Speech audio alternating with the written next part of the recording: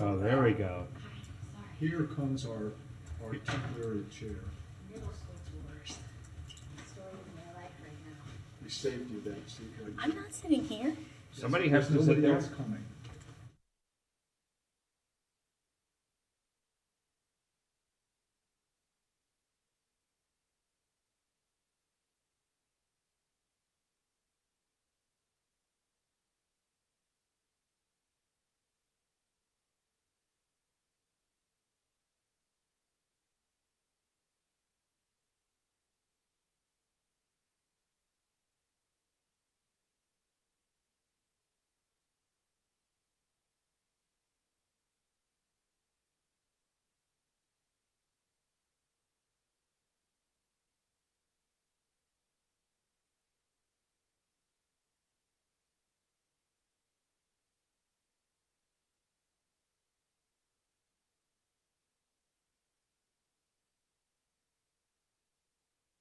Order, do we need to take a vote on the chair? I'm trying to remember how we did it that I time. believe we do. We probably have to nominate somebody. I nominate Stephanie Sutton to be chair. Second. All right, I guess all in favor? Aye. All right. You guys are stuck with me for one night only. Well, somebody's gonna have to be vice chair permanently with. Oh, that's true. That's true. We don't have to do that tonight. Yeah, that's not on our agenda tonight, so we'll deal with that later. Adoption of the agenda. Can I hear a motion to adopt the agenda? So moved. Second. Okay. All those in favor? Aye. Okay. Oh, aye. And then approval of the minutes from last month. Can I get a motion on the minutes? So moved. Okay. Second. Second. All those in favor? Aye. Aye. Okay, approved unanimously.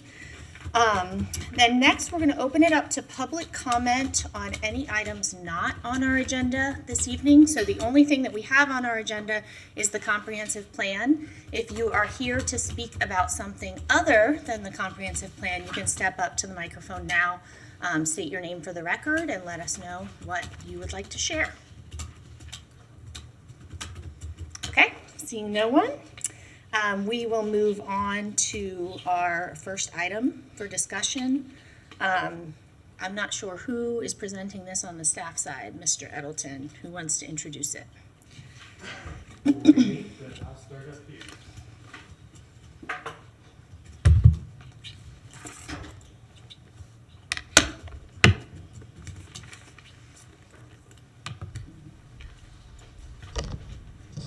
Good evening, Chair, Plan Board members. Forrest Edelton, Director of the Department of Sustainable Development.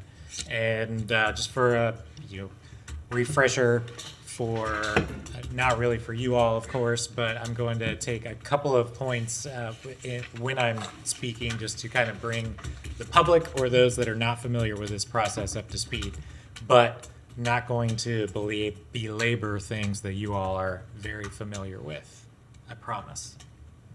So, Forrest Edelton, again, Director of Sustainable Development. Sustainable Development is the coordinating department, really, in this comprehensive plan update, but do just want to say that we are that coordinating department. We're bringing in all of the departments across the city, and this comprehensive plan, of course, is intended and required by state statute to really touch everything that the city does.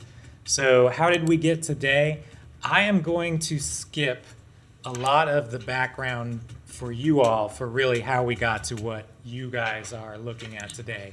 You've heard me talk at our last meeting, really what is before you. So I will avoid doing a lot of the intro that I did actually at the City Commission earlier today. So for those that maybe did not know or did not see or do want to catch up for where we are today, the City Commission had a meeting earlier today in this chamber where we discussed the comprehensive plan update again. And I did give a intro to that really brought any member of the public or otherwise that was not up to speed. Hopefully, I brought them up to speed relatively quickly. So I think that's going to be a good place to go for those that are not familiar. You can go to the city's website, watch the video of the meeting, and get caught up. So I will skip with the what is the comprehensive plan. You all are familiar with that, and I have already said, very generally what that comprehensive plan is or does. It's the constitution for the city in very short. All of our other plans are supposed to be pointing to that. I will stay for a bit on this slide to talk about the timeline, and this was discussed at the commission meeting earlier today as well. So you all and other members of the public and community groups have had concerns with that compressed timeline that we have presented to date. That timeline that we have presented was based off of this May 1st date, where the city is required to respond to the state to say whether or not our comprehensive plan needs to be updated based off of changes in state statute, and ours does. Our last planning window was from 2010 to 2020. Here we are 6 years outside of that window, so we do need to make those changes to state statute. So what that in a sort of shorter version means is that by May 1st of this year, the city needs to let the state know that we are conducting our evaluation and appraisal of our comprehensive plan, our current comprehensive plan. And we are saying that we do need to update it, and that by state statute, we are required from that date to get it updated within a year. So the timeline was based on this May 1st date from feedback from the commission earlier today, feedback from the city manager, that timeline is going to be extended most likely by a couple of months outside of this May 1st timeframe.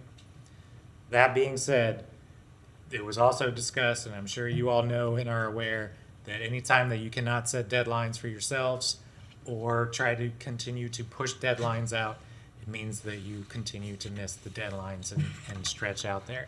So again, of course, it's a year window that we get after this May 1st, and it's taken us 7 years to get to this point so far. Even if we extend the window for this current time frame, it immediately starts cutting down from the time frame for the year extension. So we're already looking at 10 months, probably, at the very least, to complete this process. There was also discussion earlier today at the commission that, of course, that time frame has to include the city going through its budget process, which slows things down for resources and staff and time devoted to it. So now it's starting to get more compressed time frame, and gives me a little bit of heartburn and heart palpitations where 6 months to 10 months can sound like a long time, but again, you all know and see here that it's taken us quite a while to get to this point. So the early stages of the engagement, again, I won't go through this. You all are very familiar. We've been doing this for a long time and have reached out in a variety of ways to a variety of community groups to try to get this feedback up to this point, and that it has been incorporated and included into the previous iteration and what you all are looking at today. A bit of a comment about the documents that you should have in your backup. There's a strike through and underline of the working document, the ImagineGNV comp plan update. And so that is, what we had at the time that a week ago when we had to add this backup. That is continuing to be updated, and you'll hear me say this and then staff say it as well, that these right now are essentially living drafts, living documents that are continuing to influence the ultimate draft. So your input, of course, community feedback is still being collected and is going into our documents. Again, I won't go into detail for these past processes that have got us here because you all are familiar with it. I do want to add that, again, that engagement is still going on, and want to make sure that just sort of a public plug. There have been meetings that have occurred over the weekend with community groups like Gainesville Neighborhood Voices and Gainesville is for People. And those comments from those meetings have been incorporated or included in our drafts and feedback. But there are also going to be continuing meetings, both in our community first neighborhoods. Those are the neighborhoods that the city manager's office as direct city staff liaisons for. But also there will be 2 meetings, one on February 3rd that is going to be hosted by Commissioner Chestnut with the Gainesville Neighborhood Voices, and then also on and that one will be at the Albert Ray Massey Community Center, Westside Park. And then there will also be one hosted by Commissioner Duncan Walker and Gainesville Neighborhood Voices at the Eastside Recreation Center. So an ongoing engagement process, and you'll hear a little bit more about that later as well. To bring us up to speed with some format. So to try to keep it very brief again, the genesis of this document was in a very non-traditional format, a radical change from the goals, objectives, policies format that is typical for comprehensive plans.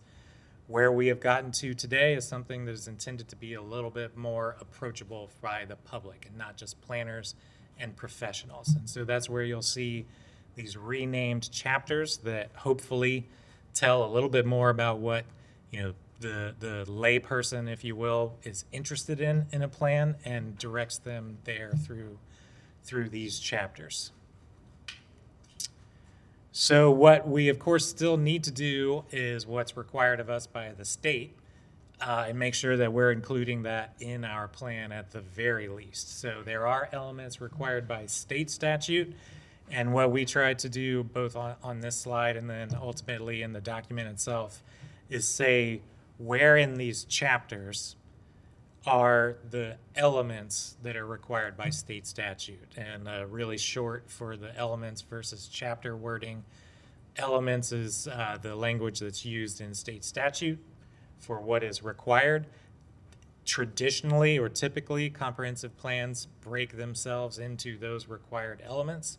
Again, what we are hoping to do or trying to do here is making it more approachable by having the chapters named but still include what is required by state statute. So we've got this crosswalk here that tells you, for this required element, which chapter to find it in. It is important to point out that these chapters are not then only those elements. Those chapters can also include things that are maybe additional or not necessarily required by statute. So a little bit more about the format again. We are intending at this point to include those introductory narratives. There is still editing that needs to be done. There's work that needs to be done on the drafting of that language. But in general, the feedback, and not through a vote or anything, but from discussion at the commission today, was that these narrative sections are helpful in communicating this to a wider audience. So we are still looking, again, for feedback for the entire document. One of the areas where we would like to get your feedback, and of course your advice as an advisory board to the commission, is what do you all think about the narratives and what does that mean for this document? The chapters do still include this sort of, where we are, how we got here. It does include or intend to include the progress that got us here. What are the things that the city has done to get to this point? But then also, what is that as a jumping board, a trampoline to what we can do next? And then what's at stake? Why did we all put this into a chapter, and why are we organizing it by these goals, objectives, and policies? And you all are familiar that we had a different order or different terminology for the goals, objectives, and policies in the past. And then we also had terminology like indicators that were in the previous iteration of this. At the city commission direction, we've gone back to the more traditional format of having these labeled as goals, objectives, and policies. And staff recommendation at this point, and generally, again, accepted by the city commission, is that anywhere where we have indicators, we intend to recommend or take out those indicators and put them in an implementation document that is going to be outside of the comprehensive plan and be something that's a little bit more changeable, editable, malleable for programs or things that may need to be changed over that 10-year planning time frame. So with that, Follow yes, up on that idea. please cut me off. So I had mentioned I guess it was last month, I don't know, it may have been 2 months ago, when we talked about this, tying the indicators to the data and analysis I thought was really important so that we knew where we were starting from. Are we going to get a draft of this other new implementation Yes. document concurrently with the comp plan? I'm sorry. I spoke too soon. So Okay. not for the implementation document. Where I was saying yes is that we do owe you still some documents. One is a draft of the data and analysis that we put together up to this point in time, but then also documents that the commission have asked us, which are crosswalks from what we have currently that is in place versus what we are proposing for the new comprehensive plan. But then also that crosswalk that is more detailed for those elements and the statutory requirements and where they are directly in our comprehensive plan. So those are two things that we're working on. We have drafts of those, but they were not ready for publishing. Okay, so next month? When Before do you your expect next- that we'll have those? For the crosswalk documents, I Yeah. hope to have you something that you can review and give us feedback on before your next plan board meeting in February. Perfect. Which I think is early if you recall. It's the 19th. Yeah, So Okay. that is on Thursday, right? Because on the website, it says Wednesday. Oh. It should be still a Thursday. yeah, it's just 1 week early on Thursday. Oh, yeah, that's interesting. It is wrong on the website. I was just checking because I. Which one's wrong, the day or the date? The day of the week. The day of the week. Okay. I'm just making sure that there wasn't something like we were supposed to meet on Wednesday and it was supposed to be the 18th. It's supposed to be the Thursday, All right, it's Thursday. Yes. It's just, okay, that's perfect. which is the 19th. 100%. It is the 19th. So what is interesting about that is that I think it's a city commission day, and so if they have evening agenda items, will be downstairs. That is a good question. I'll have to double check on that, but that would be what typically happens. Okay.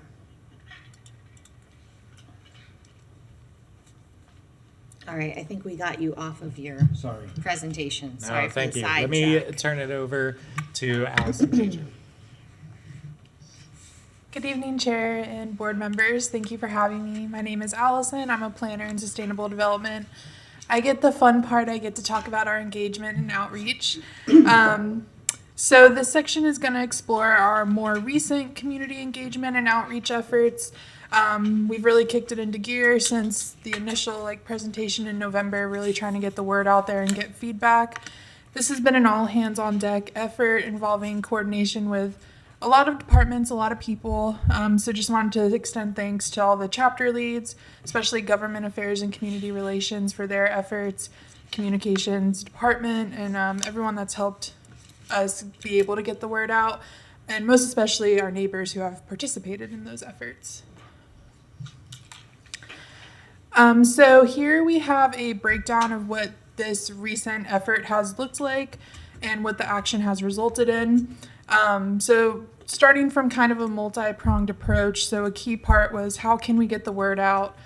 How can we involve our neighbors, and how can we involve our community groups and organizations, and how can we do it as soon as possible? So of course the usual communication methods are essential for that. So phone calls, emails, one-on-one meetings. We tried to hit the ground running on that. We compiled lists and reached out to other departments for their lists of their stakeholder groups. Anyone we could reach out to who would be interested and impacted by the comprehensive plan. So we sent out a little over 50 emails reaching out, trying to see if they were interested in staff coming to any of their upcoming events or meetings, talking about the comp plan, breaking it down, making it more accessible. And then, of course, starting that contact and getting the information out and coordinating on staff, attending events and meetings as the groups became interested was one of our main focuses. With that, we also did initiatives with things like getting the word out in the weekly newsletter that the city sends out to people who have signed up for it, and of course all of the various public meetings that we have as well. And we'll go a little bit more in depth on the next couple of slides. But also just wanted to be sure to mention that The things in this presentation and in one of the backup documents, a summary, we're continuing to work on these efforts. So that is the most recent data from like the first, second week of January. Since then, we've continued to have more meetings and increase those numbers. So we'll keep you all updated as that keeps going on. So for our website, we really wanted to utilize that as a tool, so we wanted to make sure we got all of our information on there. We have a dedicated core team that checks in on that times a week to keep it updated. So when we go out into the community, we're directing people back to this website page and all of the things that they can utilize on there. So the main point being contact, and then of course having the interactive web tool Conveyo, where people can go and leave a comment directly on the draft. Making sure that there's multiple ways that people know they can get us their feedback is kind of the goal of that, whether it's virtual or they reach out to staff and they schedule an in-person meeting to come and share their feedback. And on that page as well, we are keeping an updated chart of upcoming meetings, not just the public meetings, but also the community meetings and the events that we continue to schedule. Kind of so we know not everyone loves going to public meetings like we do, so they can come to the community meetings and still hear about the comp plan and still give us feedback. So I'm jumping into the meetings just to go a little bit more in depth. We are, first off, very thankful for and appreciative of the groups and organizations that have engaged with us, that have, opened up their spaces and their meetings for us to come to. They've been essential for distributing our handouts, getting out the information, and taking in feedback in real time. I've had the opportunity to attend most of these meetings, and we've had a lot of great conversations with especially neighbors that have been at them, sharing the word about the comp plan and explaining what it is. As a planner, it's fun because I get to talk about things that I think is fun. As a public servant, it's more rewarding because you really get to show people, what the city is there to function for and what an important document it is. So just a couple of quick examples of things we've been doing that might not be in the backup. Over the past week or two, we've met with neighborhood groups like University Park Neighborhoods Association, Porter's Neighborhood, Ridgeview, Gainesville is for People. And we have a lot more scheduled coming up with Greater Duval, Fifth Ave, and a couple more like the workshops that were mentioned. So we're very excited to get out there. And I'll take the opportunity for anyone that's tuning in to this meeting. If you have a group and you want us to come out, please feel free to reach out. We'd be happy to coordinate on that. The next part is our handout dispersal. So we have some physical handouts. They're also in this room if anyone wants to take any with them. The main one is our trifold. It has a lot of great info on it. We're trying to get those out there, so we bring them to meetings, both public and community events. We have placed them around the city at different public facilities. Here's just some numbers for what's been placed as of early January, but we'll keep getting more out there. And if you ever want to fold some, come over to the Thomas Center. We'd be happy to get you on that crew. And lastly, just to talk about the public meetings, one of which is right here. So when we're going to these community meetings and events, we make sure to mention what public meetings are coming up. We invite people to come to them. These meetings are really important. One, for staff gets to come and we get to take in the public comment, record it, note it, go back and evaluate it. It's just as important as the written feedback we've been getting. And they're important so the public can hear as we really get into a lot of the policies and the nitty-gritty of it as decisions are being made. So we have a bunch coming up that we're looking forward to. And we'll continue to work on the overall effort. That's all I have. If there's any questions about the engagement, I'd be happy to help with those. That's great. Thank you, Allison. Thank you. That's excellent. I'm going to pass it over now.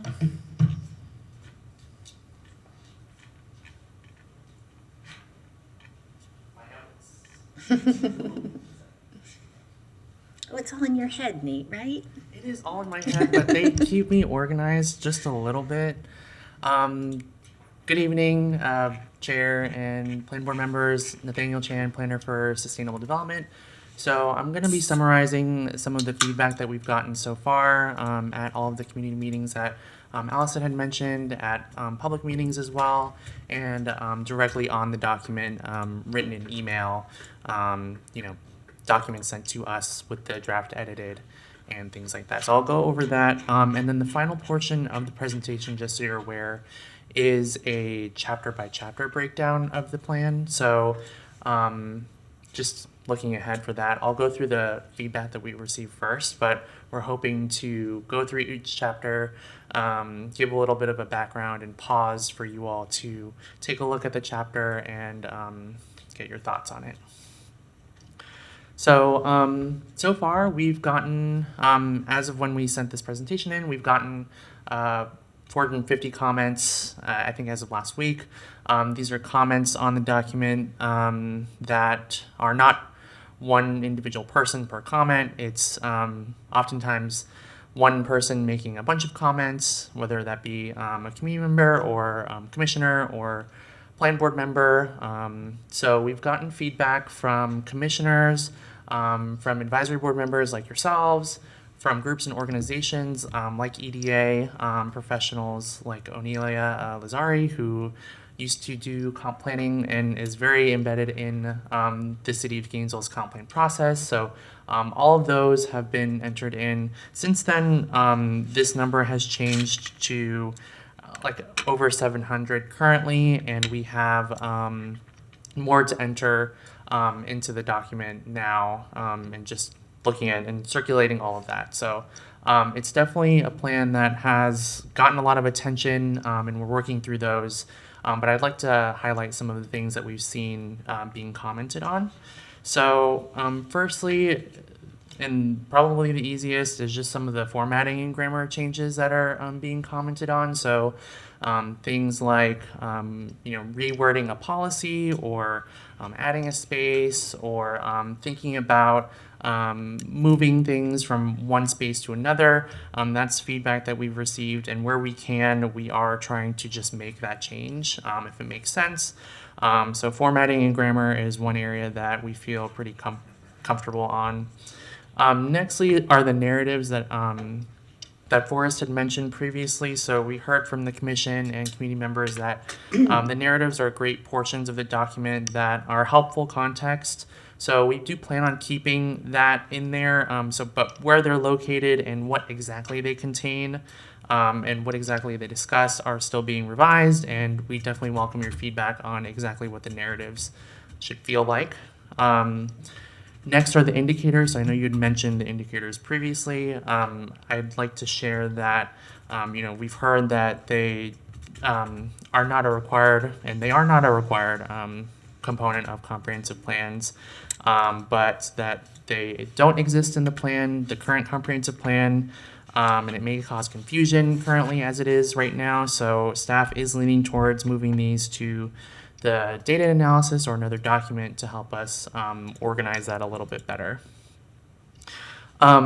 These next few we did talk about at the commission level. I'll just talk briefly about them, but we have been given a little bit more direction on how we want to proceed with some of these portions. So I think just generally the three at the bottom, future land use changes, missing policies and new ideas. I think maybe the missing policies is one I can touch on quickly. When I say missing policies, I mean there's something in the comprehensive plan currently that is missing or doesn't appear to be there. I think as Forrest had mentioned, we're putting together a comparison document so that you all can see the crosswalking, if you will, between what's current and what is new. It's taking us a little bit to unravel that, but that is coming, and where we see policies that are missing and should be there, we're just going ahead and copying them over. That I can touch on quickly, but the other two, the future land use changes and new ideas, the commission did provide us some direction on those two portions. I think at this stage, the future land use changes, like the big, changes that I think have been already commented on in the plan. We're not pursuing any big map amendments to that effect, and that is something that we can talk about as we, mature after the comprehensive plan update. But that is one portion that we were given more direction on. And then lastly, the new ideas portion. So, as part of the planning process, of course, when we're going out to community meetings and reaching out to people, we hear very frequently, and we're often asking the question, like, what is, things that you like about Gainesville? What are things that you think could change? How does this plan relate to you? So oftentimes they'll talk about, the neighborhoods or things that they think about Gainesville could be improved. So some of those things include different area planning practices, lots of new ideas floating around for improving stormwater, I think, was also mentioned.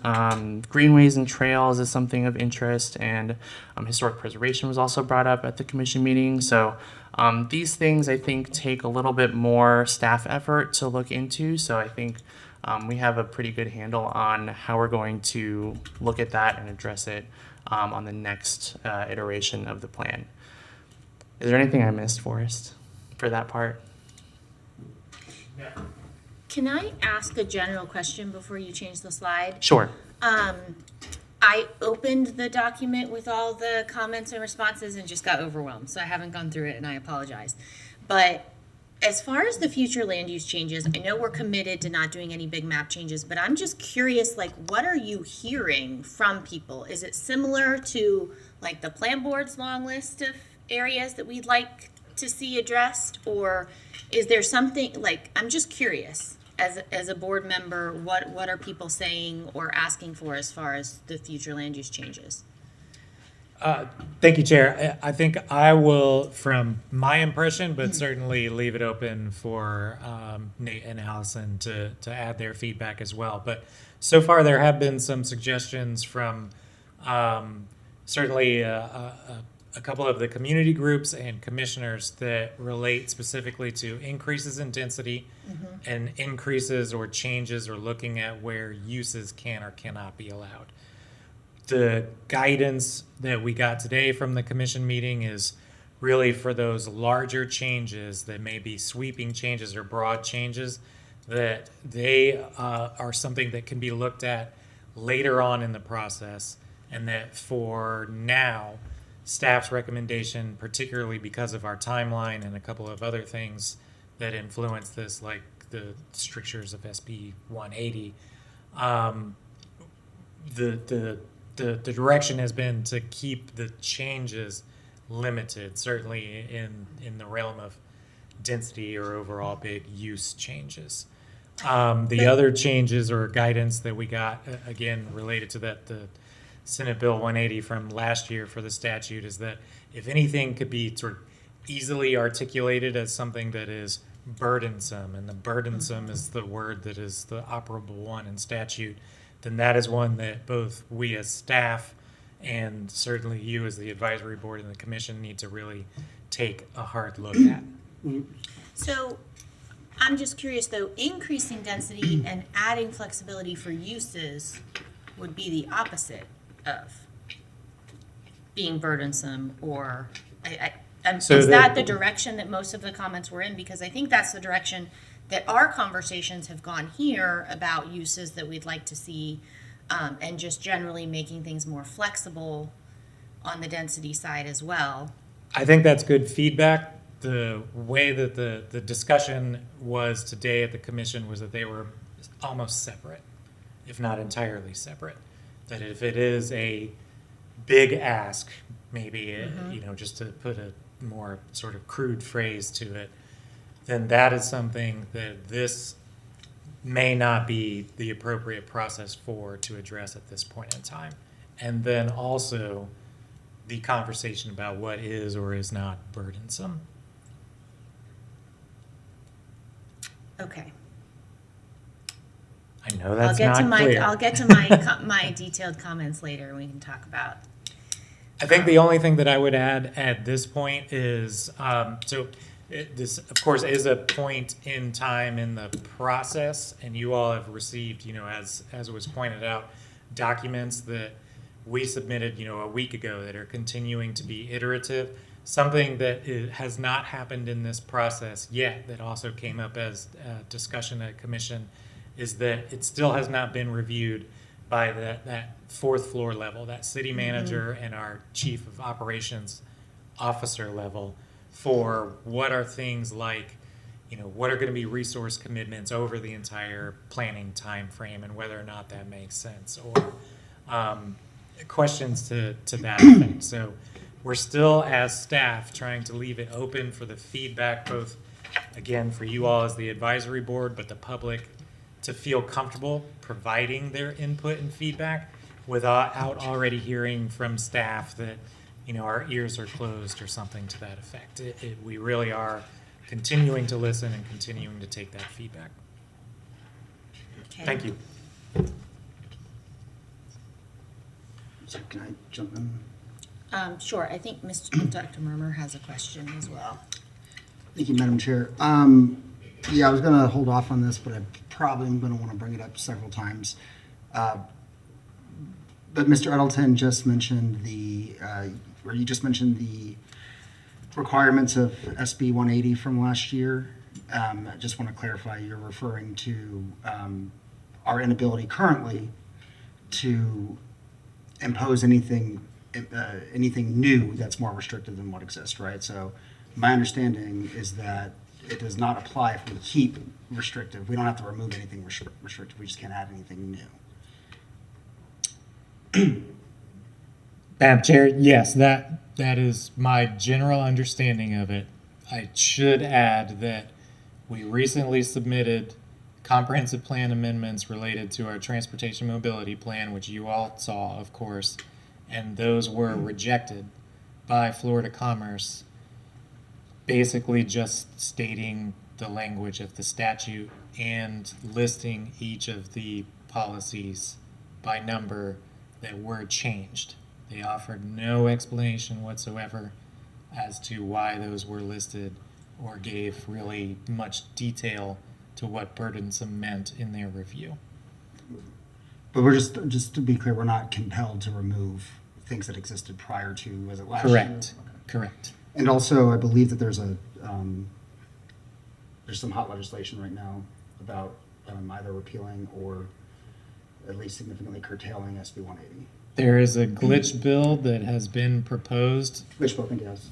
That was, well, yeah, that was the popular term. I'm not sure which glitch, but anyway, yes, that is being discussed. My understanding really now and of course that process is ever changing, is that is going to speak more to a date rather than try to clarify definitions of terms of burdensome and things like that.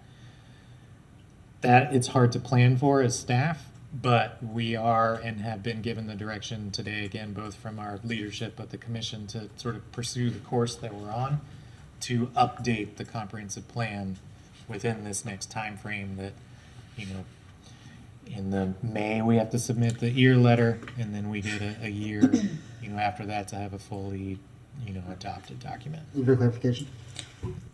So, just to follow up on that, if the transportation element changes have been essentially denied, how are you handling the transportation element? You're leaving it as is? I mean, because I've seen these letters from Florida Commerce, and they're likely to just say that to the whole plan based on that element, if you've already heard that on that element. Are you making changes?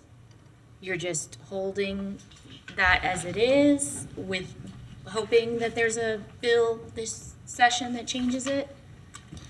I think two-part answer to that. Yeah. Again, the guidance has been to continue the course for the comprehensive plan update.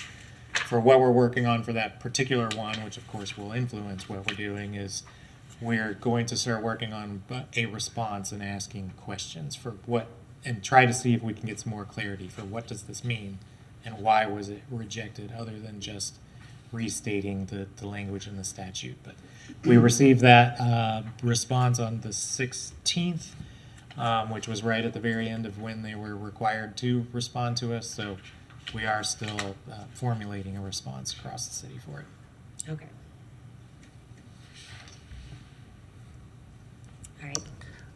Just one point of clarification I wanted to make on the future land use change part. It was mentioned at the commission meeting some desire for cleanup items, so like cleaning up things of the future land use element or other elements of our current comprehensive plan to make it clearer, or I think to your point earlier, Chair Sutton, about adding flexibility or making things easier. I think that's something that we can consider as staff, but also as part of that, at the community meetings that we've been to and spoken to folks, I think there is the flip side idea of not having an appetite or desire for density in certain areas or height in certain areas. So as planners, we haven't done that additional analysis on where that can occur and how that would play out. So I think that's where the sort of conversation has gone so far.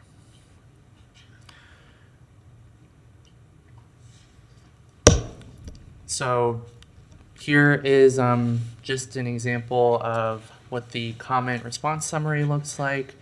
It has a reference number for you all to easily look at a comment and tell us, oh, comment, 456, and the chapter related to it.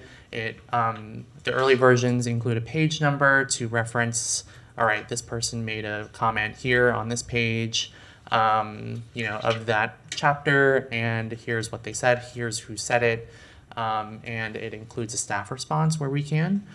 So these, of course, are Member Hill's comments that are just all on the screen, but there were many more comments that were made and responded to in that document, and we're continuing to add comments as we get them.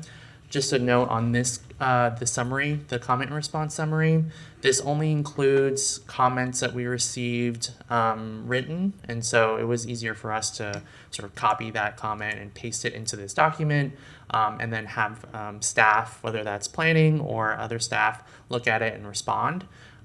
We are in the process of, as we receive more of those written comments, entering that into the spreadsheet, and there will be another tab or another sheet of this spreadsheet so that you can see verbal comments that are given at meetings. So what happens is I take notes or Allison takes notes, and we have to take the time to type that up and then respond.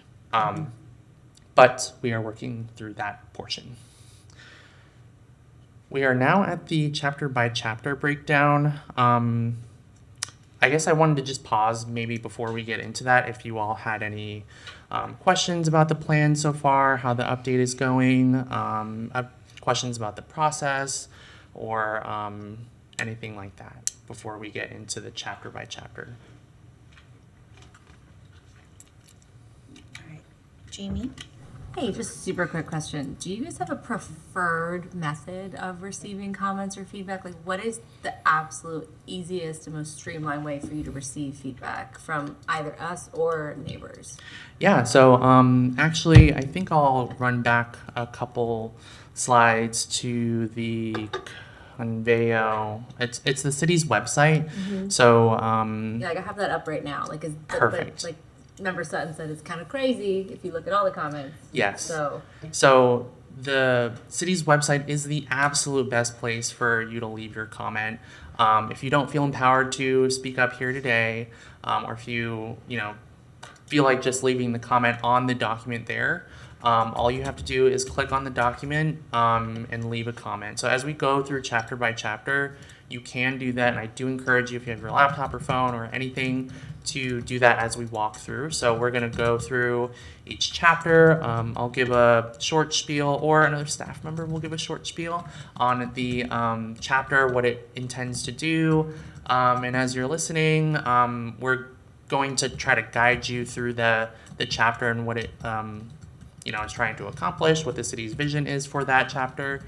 And as you do that, if you don't feel like pressing the button and saying something here, or if you have a comment just directly for staff, go ahead and click on the document and type it up. You can leave your name, and the best thing about that is that it saves us time from having to copy it from a document and move it into the spreadsheet, or it saves time for us from having to write it down and, transfer it in. But don't let that limit you. If you feel like you need to say that here, please say it. Just offering the website version if you feel empowered to do that too. That's great. Thank you.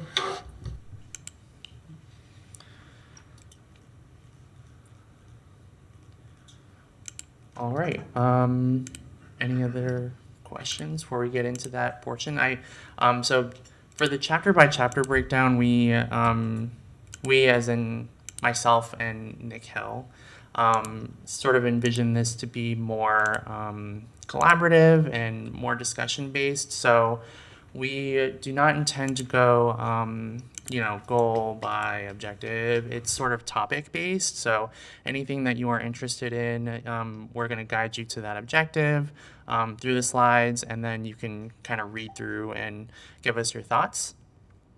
All right, well, the first chapter is Gainesville Today. I did skip through the introduction and executive summary. What that first 10 pages is intending to do is giving a setup to the reader of what the comprehensive plan is. It's essentially maybe the first 10 slides that you heard today of what the plan is, how we engage with people, what are our sort of big ideas that we have, and what does the plan sort of seek to accomplish. Gainesville Today is a fully narrative-based chapter, so it talks about the city's history, growth, strengths, and challenges, and sort of sets the tone for the rest of the document. I'll say that Gainesville Today, this chapter, is, because it's fully narrative-based, it is difficult to approach from a writer's standpoint. So definitely get your appreciate your feedback on this chapter, because my vision, or Forrest's vision, or anyone else's vision is all different.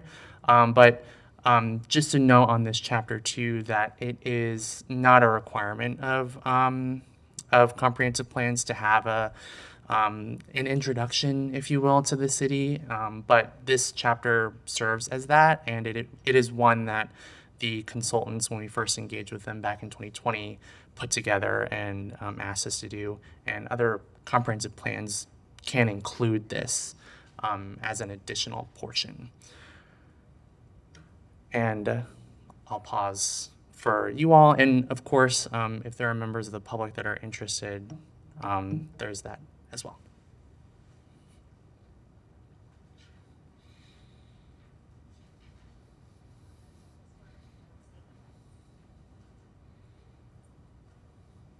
Okay, perfect.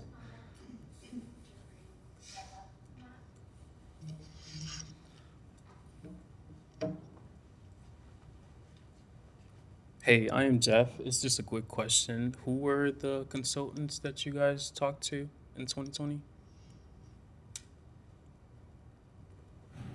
So we've had a couple on this. The original framework for the comprehensive plan update was by a firm called HR&A. But we have since changed a lot of the format of what they have done, and currently we have a consultant that is a local consultant, EDA, who is offering a third-party review of what we're doing, basically looking at it for meeting statutory requirements. Perfect. Thank you so much. Forrest, my recollection is the original consultant's report was on the website. Is it still there? I believe it is still there. I can double check. So you could find that consultant's report if you look on the city's website. The original. All right, thank you. On to chapter 2. So chapter 2 is the intergovernmental coordination. Chapter 2 is our city government. The intergovernmental coordination element is the sort of the element that ties to this chapter. So intergovernmental coordination element is a required element by state statute, and it is one that guides the city government's coordination mainly across organizations and with other regional agencies. So what you'll see in this chapter here, so this is also just the setup for every other slide to begin with. So just to let you all know, the left is just the picture for the chapter. And we have bullet points to let you know the different topic areas for the chapter and what it's talking about. So, and then underneath that are the objectives related to those topics. So you can see here talking about civic capacity. It discusses community engagement, improving communication from the city to outside organizations, wanting to coordinate level of service, managing our shared resources. That is mainly from the environmental standpoint in this chapter. Advancing intergovernmental partnerships, so partnerships with the University of Florida, with Santa Fe College, with Alachua County, and many of our other partners that we work with on a vast number of city functions, from housing, from transportation to essentially most all city functions. And I think that is the bulk of this chapter. We can go by topic So if you're I interested. have general feedback Sure. on this chapter. So the state requirements relate to the intergovernmental coordination piece. So how you interact with the county, how you interact with other cities. And I think even the title, calling it our city government, is a little misleading. And some of the policies are just kind of internal city policies and procedures that I'm just not sure that they're necessary in the comp plan. It just seems like there's another city location for that, for things that are specific to just internal City of Gainesville policies. And even calling the chapter our city government, I don't get the takeaway from that you're really talking about how the city interacts with other governmental agencies. So this one, like big picture, I just have like a problem with it being a little bit too like city centric when the requirement is actually about how the city interacts with other government agencies and entities. So I don't know if anyone else has thoughts on that or if I'm like alone. But if I read our city government, I don't think the same thing as intergovernmental coordination. Those things are like defined very differently in my head. Here, Yes, I would just suggest maybe a title change, because I'm not seeing, unless Member Sutton, if you could, or Madam Chair, if you could let me know what chapter you were thinking of, were the internal or intra? I don't know that it needs to be in the comp plan at all. I like that it's there, something that people can point to, especially as our city grows and our city government grows, But depending on what happens in November. there's also this, this first section could be about, what was the first section called? Gainesville Today. So it's like the city entity, maybe it goes there instead. I don't read our city government and think I don't know. No, I think that's fair, and like I was saying, maybe a title change to indicate that it's talking about both intergovernmental coordination as well as the intra-governmental coordination that you're referencing and asking for to be moved out. Yeah, I mean, I think it needs a bigger reorganization and maybe even another subtitle within it, because even like the internal city policies are all listed in the intergovernmental coordination section. Oh, It you're doesn't have a second section. No, you're right, yeah. So I mean, like a So- second section and then maybe changing that title. That's where it's. If we think that stuff is important to stay here, I think at a minimum, we need another heading and we need a more broad title.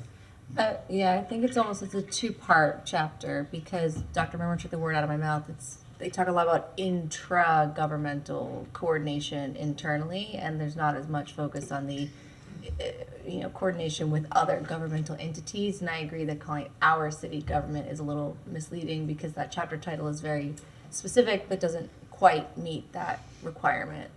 So maybe just even breaking this chapter into two clear sections, like the internal and the external coordination almost. And then maybe do it? title chapter or chapter title could be how we govern, because it fits within the. Or just our government, or Could be, yeah. I don't know. Our Does local that government. all make sense? It sounds like there's some Yeah, that does current make thoughts up here. that does make sense. Also, the intent of this presentation isn't necessarily for staff to provide a response at this stage. Yeah. So that's our Um, comments. But definitely hear the feedback. I did want to point out too that that was a comment that was made that there's sort of a separation between intergovernmental coordination, working with other agencies, and then additional policies and procedures that the city wants to undertake to improve how we work with other departments internally. So that is something that we can do. Adding a section break, I think, is And I think that's reasonable. important too, because, somebody who's maybe trying to get something done at the city level as an advocate, or even just their own project, they're trying to get something done on their own property. I think it's nice for them to have that sort of something to look at in the comp plan to understand the inner machinations a little better. And if I may, this is perfect feedback. So this is a good example. It was discussed generally at commission earlier today, and even intra-government came up, again, very generally. But you all have given us as staff more detailed feedback, like maybe we separate this out into a couple of sections, or changing the title or subheaders. All of that is really, really helpful for us. Again, most of it we're probably not going to say, yes or no, thumbs up or thumbs down today, but it is exactly the kind of feedback that we're looking for and that we need. So thank you. Okay, did that capture both of your comments? Jamie, did you have anything else? No, thank you guys. It was all pretty much aligned with what you guys are saying, but I would also, and maybe I haven't gotten through all of it yet, but there's, when you reference other cities, I only see references to the city of Alachua, but aren't there other cities in the county that we coordinate with too? So I would just, same thing with the departments in the city, like we call out specifically certain departments with regard to interdepartmental coordination, but not all departments. And so there's maybe not enough explanation to, like you said, to the neighbors, to a layperson as to why certain departments, like Public Works, for example, have a more robust level of coordination than like another smaller department might. Because if you want this whole thing to be more accessible to the public, there might need to be some more explanation of what those departments are and why the coordination is necessary. And yeah, why are we only referring to the city of Alachua but not Newberry or other cities in the county? Newberry will not want to work with those. Maybe the other. Right, but it's just, like if we're gonna refer to intercity coordination within our county, I wouldn't want to explicitly exclude other potential partners that we could work with in the future to accomplish our goals, even though obviously City of Alachua is the closest one. So, thank you. I did forget that I had another comment about this chapter. Mm-hmm. Throughout this chapter and several other chapters, I believe, there is some language. I'll just give one example here. Policy 2.42, collaborate with the University of Florida in efforts to stabilize and strengthen neighborhoods in the university context. The next one, 2.4.3, same thing with Santa Fe College and the college's master plans for the Blount Center. And I would like to see something along the lines of, for like the Santa Fe example and the Blount Center example, something along the lines of ensure residents of Pleasant Street Historic District and Northwest Fifth Avenue neighborhood are given opportunity to provide feedback on the implementation of the master plan. So I know when we develop master plans and we develop these ideas and programs for geographic swaths of the city, there's a lot of public participation in the development. And here the comp plan, I think it's right to talk about how we have people participate in this case, Santa Fe and UF participate in implementation. But I think the interested and affected groups on the ground, the neighborhood groups in particular, also need to have a seat at the table in implementation. Like if UF and Santa Fe are given this right to have a seat at the table in the comp plan, then the neighborhoods should have that as well. So, I don't have the policy in front of me. I think that's talking about the city working with Santa Fe and UF when they update their own master plans. We can't control how UF engages or doesn't engage with citizens. It's like almost putting a requirement on another entity that you have no control over. I think the way that you're wording it. No, that's a really fair point. So So what if it was, instead of like ensure, be like, seek the ability of, I think there's a way to capture that thought, and maybe you all can just take that as maybe the city can play a role in informing citizens when those processes are happening,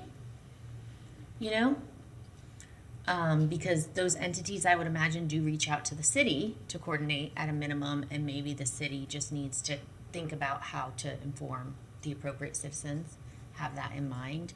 But as far as like any requirements, I would be careful about how you word it. I think that's really fair, Madam Chair. And I like the idea of informing them that this stuff is happening and maybe educating them on how they can provide their input in these processes. Because you're right, I read it wrong the first time, and thank you. You could add that because it says that the implementation is sensitive to impacts on those areas and communicated to residents of those districts, neighborhoods, whatever we want to call them. Just add like a communication note there, which probably is like part of a lot of the processes of public meetings and how they're communicated when there's impacts within a certain number of feet. But to codify it doesn't hurt. Because that's what you're looking for, the true coordination with those neighborhoods, right? Yes, currently though, because Member Sutton is correct, this is about the Santa Fe's master plan and UF's plans. The neighborhood is not subject to notice, but if we do strongly. And it's not the city's not embedded in those processes to guarantee any specific, management of them. But I think if staff can capture that general thought, it's worthwhile. Yeah, I think so. I think I've got some ideas. Thank you, sorry. Okay. I'm commenting in the report as we go too. Thank you. That's all. Anything else on intergovernmental coordination and the city government section from the board or from the public? Feel free to step up to the microphone. Okay. Thank you. All right, so the chapter 3 is our cultural identity. This chapter is 2 sections technically. So there is a cultural component that is spearheaded by Parks, Recreation, and Cultural Affairs. So this first portion talks about that and their sort of, discussion in the city's realm. So we have discussions on the programming throughout the city. That's city programming and events, removing access barriers. So what that means is just wanting to remove the barriers that might prevent people from attending city events. There are some policies on public art and supporting art spaces, and just ensuring that the city's events and programs where they come up are reflective of the community's identity as well. So this portion of the cultural identity, or just the cultural identity chapter overall, is one that is not required by Florida statute. The second half, which is the next slide, is the historic preservation element.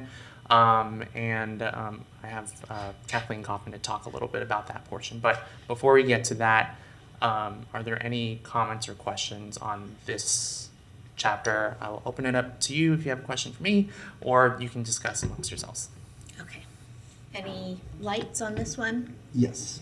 Okay, So, go ahead. Press the button? Nope, go ahead. Yes, so basically anywhere, my suggesting, two main suggestions about this chapter. Anywhere where it says, partner with local organizations, partner with grassroots organizations, partner with just organizations, I would like to see an explicit mention here of something along the lines of including Community Resource Center and Community Resource Navigators.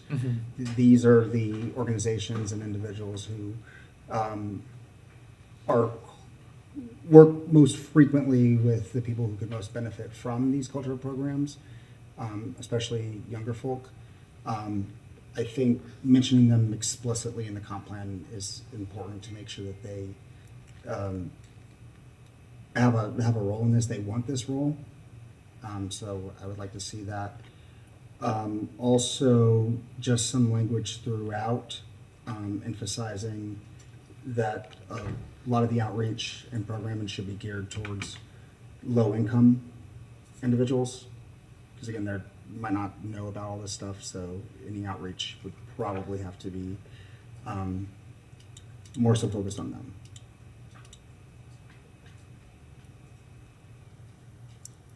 As opposed to it's just generally says outreach now. Correct, yeah. Okay. Just because you have to take different communications strategies when reaching out to vulnerable populations.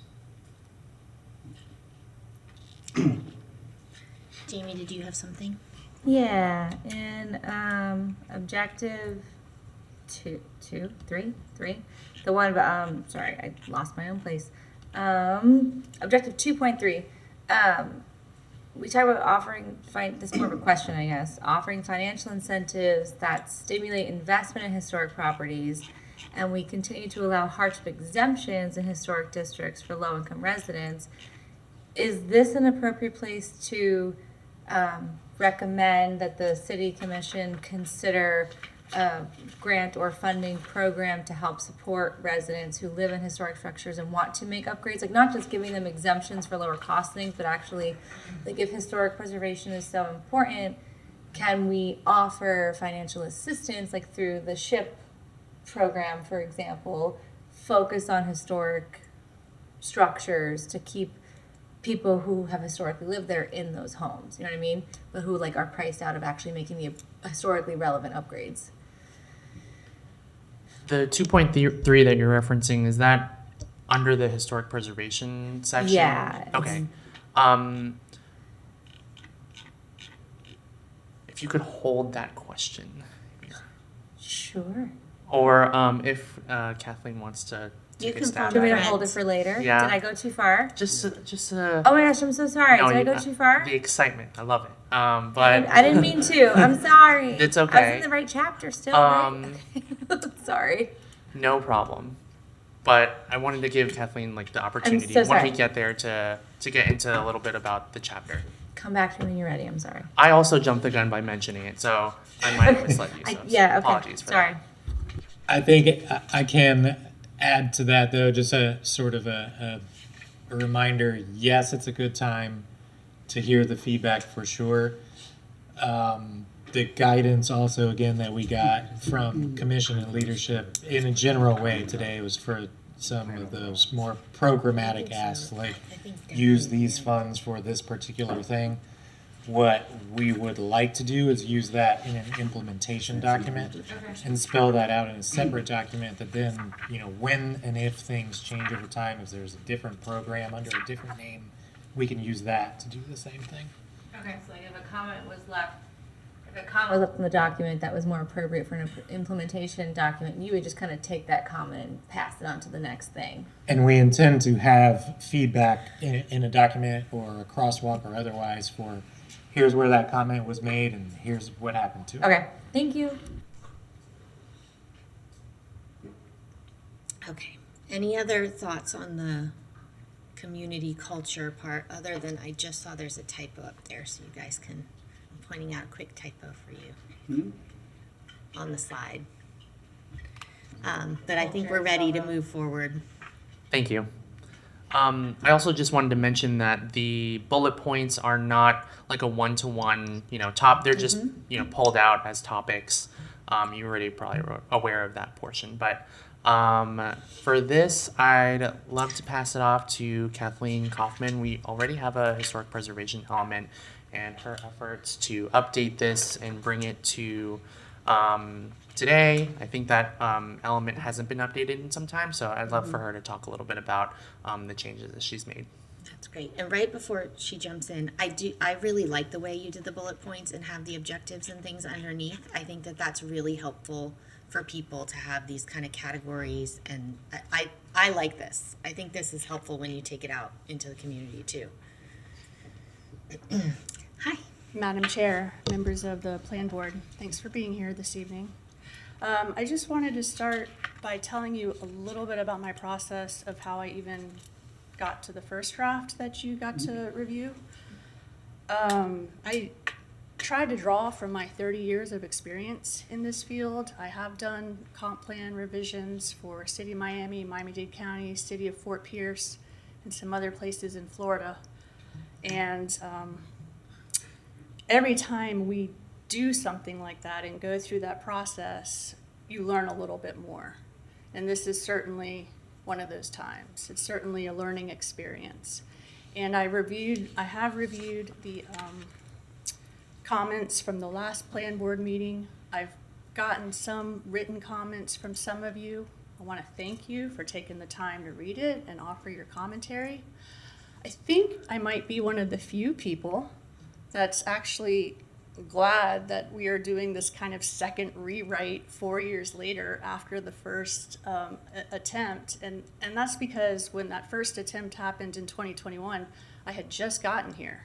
So even though I had rewritten comp plans before, I didn't know the politics of this particular community, the makeup of the commission, the makeup of my preservation board, the challenges that are particular to Gainesville could be completely different from the other places I worked at. So I was actually really happy to be able to get to address this one more time. I think it was a much better draft than what I had originally done in 2021. I understand it's not perfect. It wasn't meant to be like a final draft. And I am getting, as Forrest has explained and as staff has already explained, we are getting comments on this almost on the daily. So it's a lot to take in, and I'm trying to incorporate as much of it as possible. If there is legitimate and worthwhile commentary, I want people to be able to come back and read the final product and feel like, oh, I helped give that comment, or I helped do that. I think that's another really important way to make the public feel like they were super involved, is to let them see it result in the final product. I have graduate students that are in my preservation policy class that are also have been given this as an assignment. So we're getting actually a lot of really great commentary from them too, and they're learning the process. They had a class all about comp plan today. So I'm looking forward to sharing all of their comments with you, just so you could see the kind of the depth and the care that they took in reviewing both the existing and the proposed. Moving forward, I hope to have another draft for you well before your February meeting date. I'd like to get it to you in the next couple of weeks, but like I said, it's a lot to take in. But I want you to have that well in advance of your next meeting so that you can look through it. You have time to look through it. I know a lot of you have had comments on it. And also moving forward, I just would like to remind you, I'm more than happy to meet with any of you on a one-on-one basis. I know you're in a lot of meetings, and that may not be what you want to spend your time on. But if you have misgivings about anything that happens in the realm of historic preservation, or you don't really understand something or don't like something, please feel free to come see me. I'm happy to come to you or meet you anywhere, just so we can discuss that, and maybe I can share with you the resources I have on any of the topics that you may not be as comfortable with. But other than that, I appreciate your input. I look forward to hearing what you have to say about it today, and we'll be furiously scribbling notes, but there's a more to come your way on this, for sure. Great, thank you. Jamie, do you want to go back to your question? Well, I actually have one question about, thank you very much. I appreciate all that. Is there an age associated with how we define historic? Because I see a reference to structures constructed prior to 1975. So is like older than 50 years considered historic? It's a two-prong approach to that, just because the federal standard is 50 years, but that's just the first thing you look at. Obviously, not every building over 50 years old is worthy of preservation. Right. And nor would we want to do that. So 50 years old is just sort of like the first thing you look at. Does it even meet that threshold?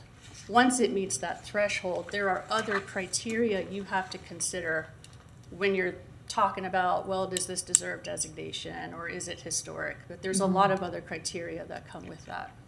Okay, thank you. And as I'm like digging more in while we're going through it, it looks like there's definitely references to like increasing funding to public historic preservation, but in what you looked at, has there been any increased emphasis on funding for private historic preservation, like for homeowners and things like that? I have wanted for years to start something like that, and we almost were successful in having a GCRA program do just that. At the last minute, that program for the private individuals got turned into, you know, the other projects that they're doing now. Yes. I mean, I would absolutely love to be able to provide some kind of assistance, because right now, state historic preservation grant money is not available to a private citizen. So okay. like the big dollars for historic preservation, you have to be a government entity to apply for that, or a nonprofit association.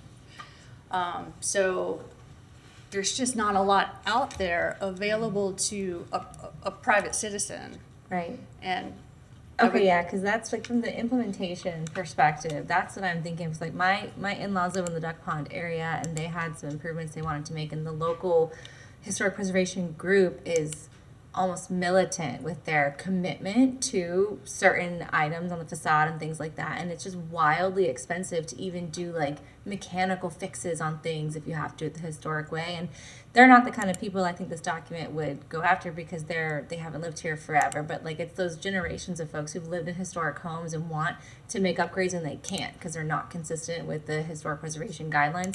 Those are the folks that I would be interested in there being like financial assistance available to, so that it's kind of like wanting to keep people in their homes and in their multi-generational neighborhoods. How can we make that affordable for them while still preserving the historic nature? So that's absolutely cool. Especially when you're talking about things like when people need new windows or a new roof. Yes, exactly. Like, those can be very costly. The windows especially. Okay, cool. So that's my note, I guess, more for an implementation side, that I'm definitely in favor of finding revenue or funding streams to assist folks. And it could be income based, you know, but in keeping those people in their homes for sure. Okay, thank you.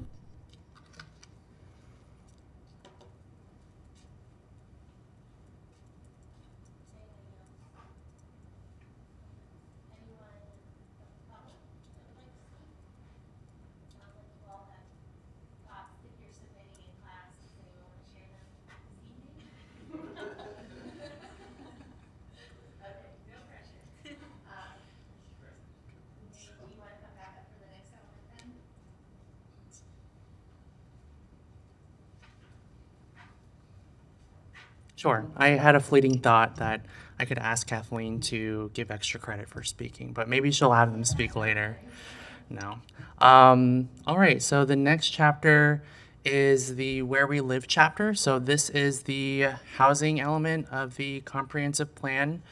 We worked, we as in planning staff worked very closely with housing and community development to put this chapter together, because it references the state funding that they use, including SHIP and home funds, to talk about housing and both affordable and just the housing projects that they put forward.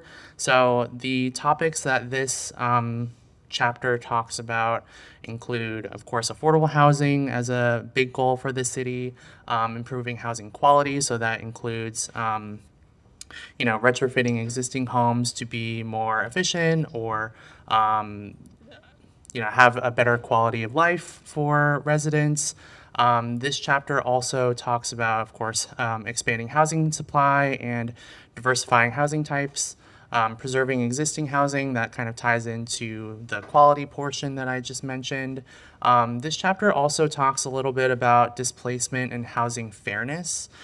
So what that means is that I think when the commissioner, or not the commissioner, when the consultant first worked on this chapter and the housing element, they initially were looking at it from a lens of equity, right? So they wanted to assess how housing is related to the sort of negative things that we see, including displacement that occurs in certain neighborhoods and housing fairness as it relates to discriminatory lending practices and things that occur at that level. So that is an overview of the Where We Live chapter. There have been many planners that have worked on this chapter as well. So initially it was Lawrence Calderon that assisted on this chapter.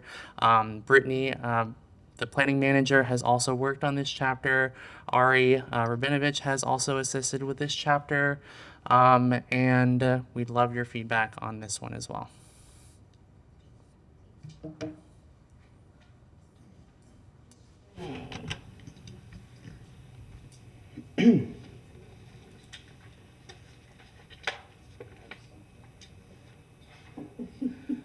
Want me to come back to you?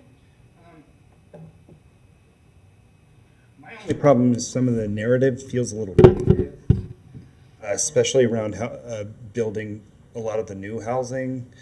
You talk about people criticizing for changing social characteristics and stuff like that. I just don't know if that sort of like opinionizing should be there if I was going to be straight, because I don't know. The housing has helped. Increasing supply helps make housing more affordable. I mean, it's been proven over and over again. And when you sort of put in that stuff in there, it just rubs me the wrong way. Yeah, I think we gave that general feedback overall at the last meeting, that the narratives in general, and maybe specifically this one, come across as pretty negative. But I know that's a lot of work to rewrite all those. Is that something that you think we'll see a new version of for our next meeting? Yeah, there will be edits to these narratives based off of feedback for sure. Okay, so that's a great example. But I think that sentiment carries through some of the other narratives too. Did you have anything else on this one? Yeah, I mean, I was going to talk about it in the last one. I think some of the historic elements kind of fight with the housing elements too. Mm-hmm. And I don't know. I probably should put some specifics in words and send them to you. Okay. Number 5. Bobby, do you have comments? Yeah. So first, and let me make sure it's in the same place in the newest document. Yeah, the narrative, the third from last mentions Connect Free, which I mean I think there's still some money left in it, and they're still spending it. But the GRU authority has killed Connect Free, so that probably needs to be taken out. It's just misleading, and anybody who reads this should know what the authority has done. As an aside, another thing I had comments about policy 1.1.4, and I see that has changed. So it previously it said identify the needs of different communities. It started with identify the needs of different communities by conducting assessments, yada yada yada, and now it says consider conducting a housing needs assessment using, there's not a space there. Why did we go to consider?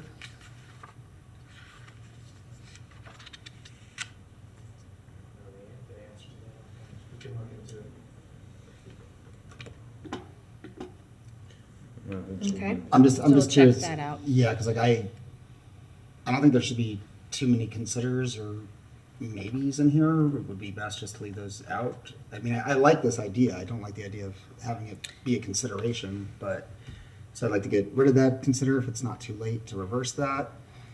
I wonder if that's, I don't know. I wonder if mandating that happen as a basis of making future decisions is gonna be a state issue. It, just some of the language in here is things that the state is not generally supportive of considering in decisions. I think that was one that If came it from hasn't been former done, yeah. Plan Board Member Hill. Yeah. I don't know. Well, I mean, so And it's then just, funding for that, maybe the city doesn't have funding allocated. Yeah. I would be careful mandating something that we don't have a plan to do. Yes. so this is a needs assessment though, and something that's probably long overdue. So I True. understand not wanting to mandate funding, but if there's one of the few 1.1.4, and that's in chapter 4.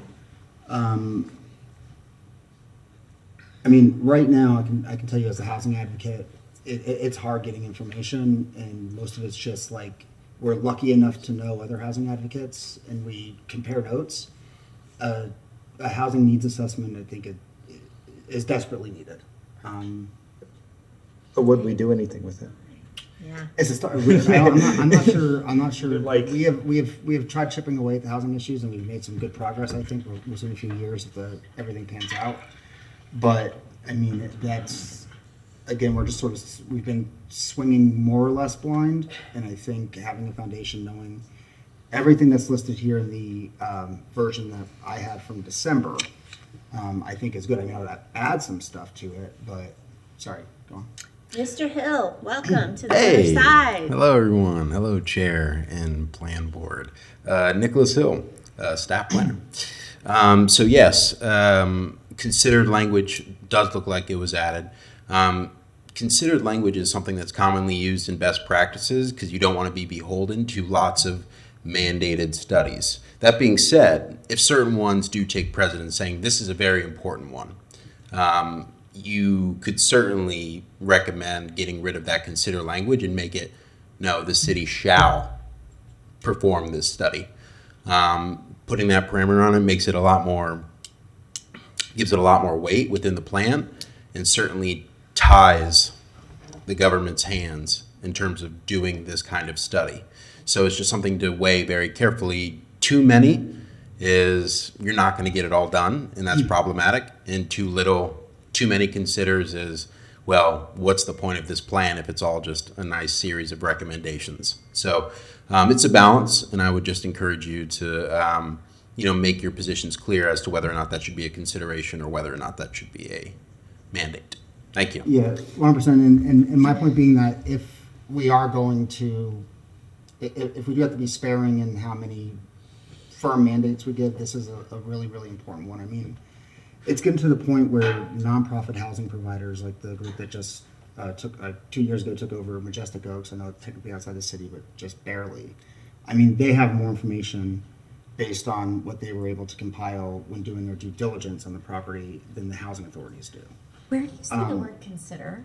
I'm looking at 1.1, 1.1.4. I don't see It's the in word. the latest version. The latest version. So not the one that's on the website. Because I'm on the one on the website. I don't see It's the the word. one from the backup. Yeah, Maybe yeah. the one from the website's different. The one on the website that I'm leaving comments in does not have the word consider. I'm sorry. That's why I was confused. Yes. That's what I'm following Yes. along in. So just to clarify, the version in your backup is a strike through underline version, and it includes the changes that were made based on the feedback that we received.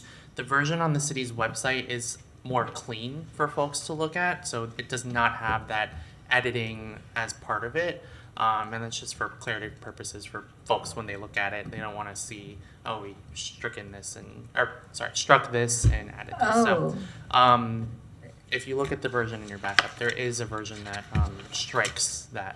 It's the working draft in the backup is not strike through and underlined. It's Oh, clean as okay. well, and The that one has on the the word city consider. commission But the one on the agenda Okay. yeah, I'm sorry, I was following along with the one on the website so I could leave comments Sorry as I about went. that. But that's very different. Okay, So, yeah, I mean, to try to finish my point here, Sorry. this is something I think we do need a firm mandate on, and the language, at least going back to the December version, the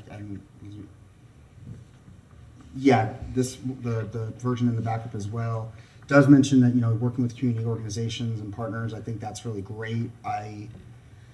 Again, this is just, as a housing advocate, this is something that we desperately need. It's a big problem for us that all we can do is really compare notes with other advocates, and if it's a problem for us and all we're doing is asking for things, I would imagine the city, which has to actually do things, it would be a bigger problem for.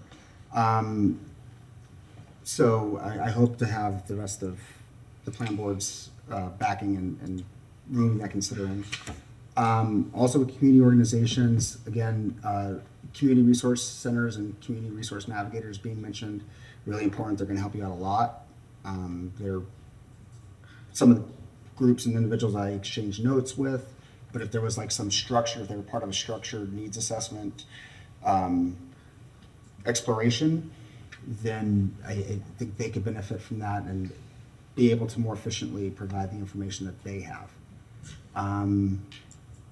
Other than that, it says should define indicators such as housing needs by income level, assess residential displacement risks. I would change that should to will, if I'm understanding it correctly. The should there bothers me only because if it should, I'm afraid that maybe the assessment wouldn't even need to have any sort of indicator for income level based housing. And I think that that's going to be probably the most important thing that this assessment would look at. Okay. And then under 1.1.6, A and C, I think it's important that we throw it in the Community Resource Center and Community Resource Navigators. And 1.19, the Connect free reference should probably have to go as well since it's a dead program. Wait, why does Connect Free have to go? The GRU authority doesn't like it. It's not being funded It's not being anymore. funded anymore. But there is still money in it currently, right? This is going to be a 10-year plan? Well, maybe add a note that's like so long as funds exist or something. But there is still currently money in it, right? They're not gonna swipe it, or are they? I don't know. It might be worth reaching out to GRU and just getting a status update. My understanding is the funds left are very minimal. That's what I thought too. And maybe even by the time we adopt this, they'll be gone. Sure. And my thing is, it's a Connect Free still exists in the city code, so there's something we can point to. I think it'd be dangerous just to mention it here. Dangerous? I mean, knowing what I know about the authority and It's a such as. It's not a strict inclusion. It's an option. Okay, anything else?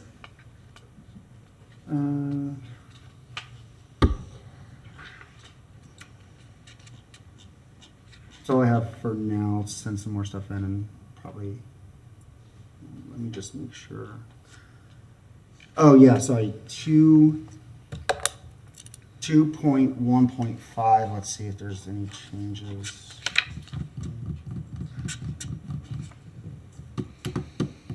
Yeah, so 2.1.5 says continue to implement and refine an inclusionary zoning policy based on market data within the city applicable to new multifamily development projects. I'm just wondering, I don't know what market data means here. It seems really broad, and there's a lot of different types of market data, so I would hate to leave it something that's so broad that basically you can just choose what data source you use if you wanted to. Does that have to do with how often it's actually being used, implemented? I'm sure it could be. All it says is based on market data, and I have no idea what that means. No, yeah, I think it needs that's- to be clarified. If I may, just not necessarily digging into the specific words that are here, but going back to the decision when we voted on that, the idea was that We would see how much it's used over time and whether we need to adjust some of the thresholds, adjust some of the zoning categories, just see if it's actually making a difference. I don't know that market data is the right term at all, actually. I think it's just the number of units that are being produced and whether that's Yeah, so and something whether like it's that having makes an sense, impact. and So I think market data just needs to be reworded. Yeah. Easy. Okay, do you have anything else before we go to the next person?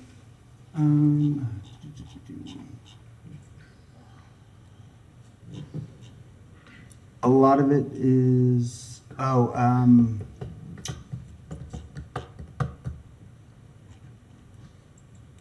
two more things I'll mention here. One, 3.2 says, under preserve and enhance existing renter and owner housing supply, says provide educational information to residents on basic home care and maintenance. It should also include landlords, who are also often responsible for the lack of basic home care and maintenance. And I'm kind of personally offended that it says residents without mentioning the landlords who are often responsible for these things. And then finally, 3.4.3.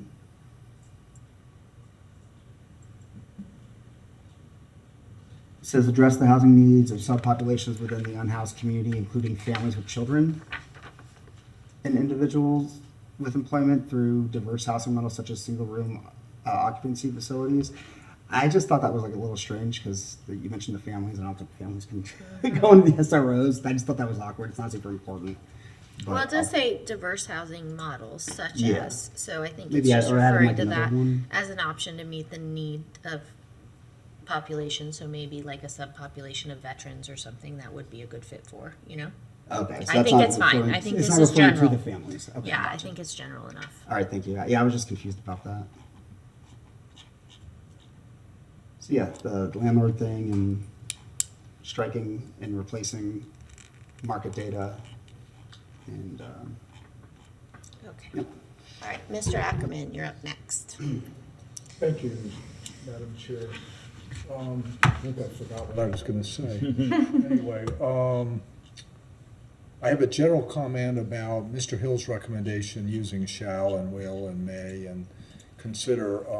Normally, in legal terms, shall is mandatory.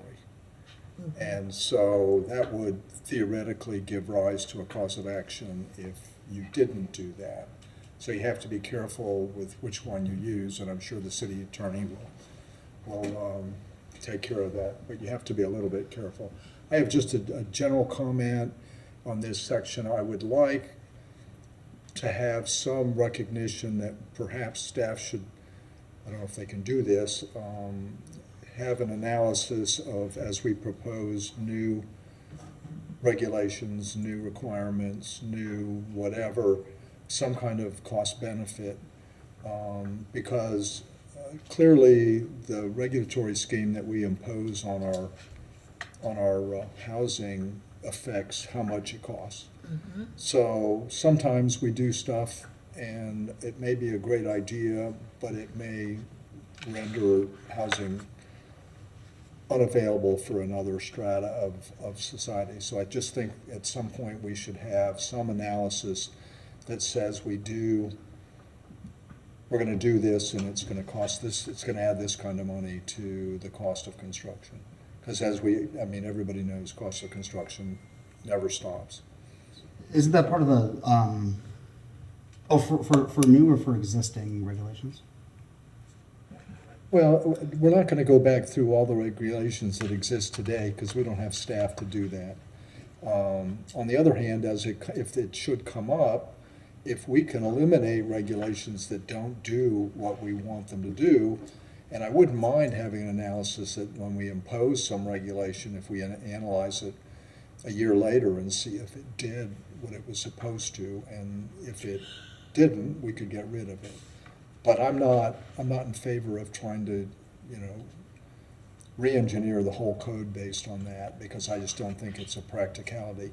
But going forward, it seems like we ought to try to do that. So I think, And the opportunity when we can find regulations that no longer meet the requirements that we are aiming to or are not cost effective, we ought to try to get rid of those too. That's just a general thing. We can do with it what we want. Thank you, Madam Chair. Okay, Forrest, I see your light on. Did you want to respond to something before we go to Ms. Bell? Yes, for Okay. my response to that is that's a great idea, and I think we It's already should do state that law. as staff. It's already state as a part of any of our proposed changes going forward. In as much as we're able to collect that data, then that absolutely is something as a part of our analysis we should do. With respect, I would like to keep that on the staff side rather than put it into the comp plan. Don't you have to do that for the business impact analyses? Only for new things that are proposed, not for the That's, existing. that's what I was asking. Yeah, and he said he was talking about new things. Okay, Ms. Bell. Thank you, Madam Chair. I have a bunch. I'll try to be quick. Bear in mind, this is coming based on my experience as chair of the Affordable Housing Advisory Committee. And I, first and foremost, can staff possibly coordinate with our new liaison to this, Chip AHAC, to get Chapter 4 sent to that group so that we can review it at our February meeting together, potentially. We're meeting February 10th, and the agenda is supposed to come out a week before, so would it be possible to get whatever the most up-to-date Chapter 4 is to AHAC by February 3rd, so they have time to review it? Absolutely. Cool, because I think there would be a lot of good input from them. Okay, I would double down on everything Dr. Memmer said about the policy 114 about the needs assessments. I think that should be a shall as well. I think it's really important that we have the most up-to-date data possible in order to implement effective policy. On 118, I just want to emphasize that a lot of affordable housing projects that come through are focused on renter housing, and even though 118 is in here, I kind of just want to like emphasize the importance of home ownership needing to be a more prioritized path of affordable housing policy than it currently is, because so much is geared towards renters. So throwing that out there.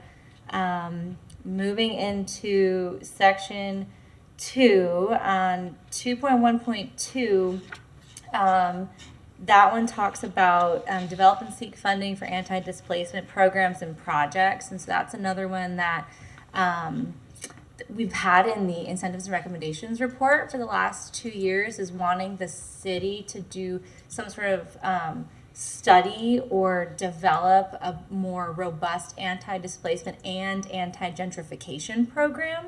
So I don't know if this is the right, 2.1.2 is the right place to stick the anti-gentrification part, but we were wanting another kind of like the city shall do some sort of study to develop anti-displacement, anti-gentrification programs. So combining those two, and I'll give more thorough feedback after this meeting. But on 2.1.5, on the inclusionary zoning comment that was already discussed a little bit, when we submitted our IZ recommendations, we suggested they be reevaluated every 2 to 3 years, because that might be enough time. So again, I don't know if this is the right spot to put a time period in it, because this plan's for 5 years or 10 years, but we had suggested doing that implementation and refinement every 2 to 3 years, because that might be enough time based on how long it takes to actually develop something.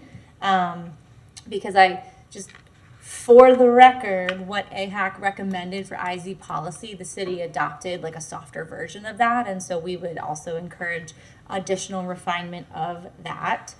2.1.7, we have collaborate with the county to set aside funds for temporary housing, which made me think we should be collaborating with the county on our affordable housing policy in general, because we don't want to be so disjointed from the county that development is driven out of city limits into the county, or vice versa. And so if we can find a way to, there's also 3.1.7 has language about collaboration with the county, but again, we've been trying to have joint meetings of our AHAC SHIP committees, and I would encourage some sort of language to say that we'll collaborate with the county in general, because it's for our whole community, even though of course this is the city's comp plan.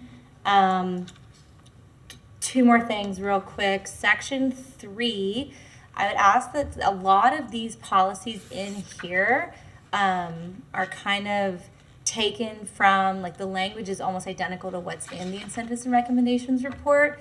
I don't know if we can have that report referenced in the comp plan as something additional people can go to for more information, or if staff could just review section 3 against the IRR to make sure we're not missing anything. But a lot of those incentives recommendations there are here in some way or another, and I just want to make sure that's consistent with the last IRR that went out, if possible. Then it's going down to 341. I was this note about citing group homes and foster care facilities. Is that still a thing? Foster group homes? Because I was under the impression that those were no longer, because I'm a former foster parent for 6-7 years, and I recall being taught that they were no longer like allowing new group homes at that time. I was licensed in 2018. It depends on the DCF, like, because you know each DCF is contracted with like a different local organization. Yeah, Partnership for Strong Families is all of Alachua County in the city of Gainesville, and I was under the I recall being taught that those are no longer being allowed, but my information can be outdated, so I was just hoping for clarity if possible. Just for clarity, Nicholas Hill, staff planner.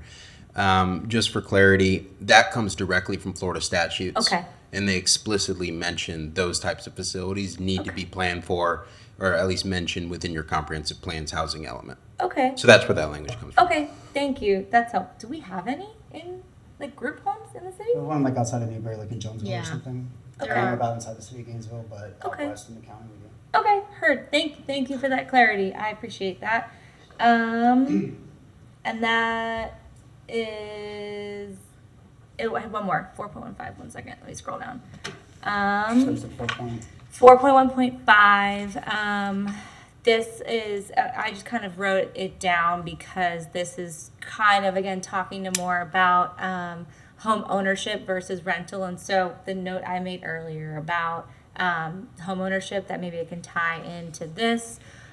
Some of these programs, I don't know that they're still truly active. Like, we just had a big conversation about like heirs property and things like that, and like programs that they've tried and failed and they're not going to fund them again. So just kind of like making sure 4.1.5 is as up to date as possible with regard to what is actively being funded and what there is support for expanding.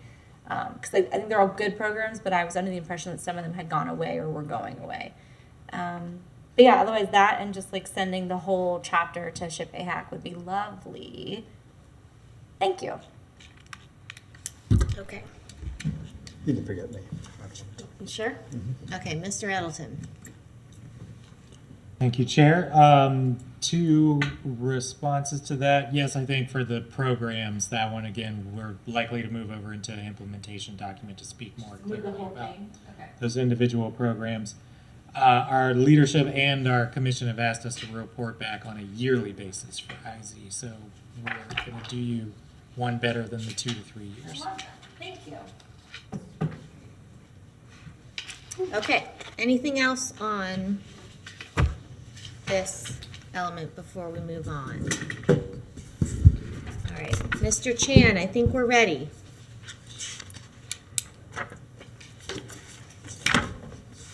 Thank you very much. I would like to congratulate you because you are a third of the way through the slides that we have prepared for you. I imagine that this will be the larger conversation that you all will have.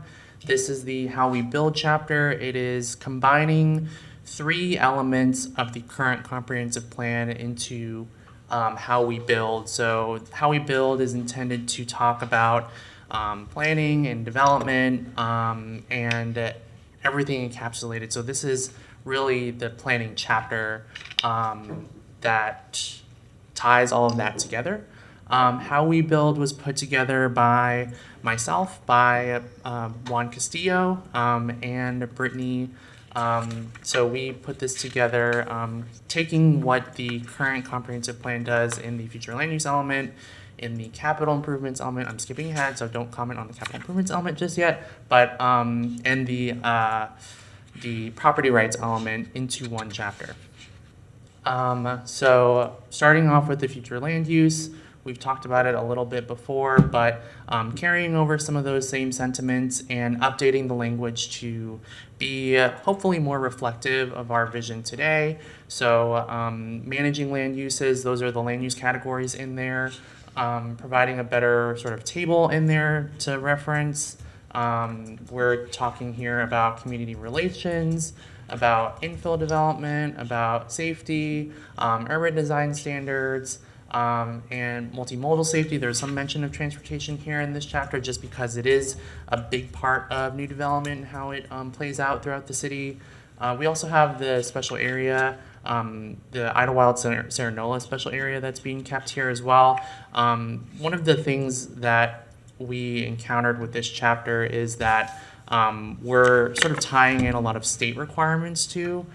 So we're kind of trying to balance the visionary aspects of the comprehensive plan with the state requirements here. So if it feels a little bit out of place, that's probably just because we're bridging the gap between being a very technical document and one that can be accessible. So the special area, that language is not changed, and it is reflective of the county Idlewild Serenola area.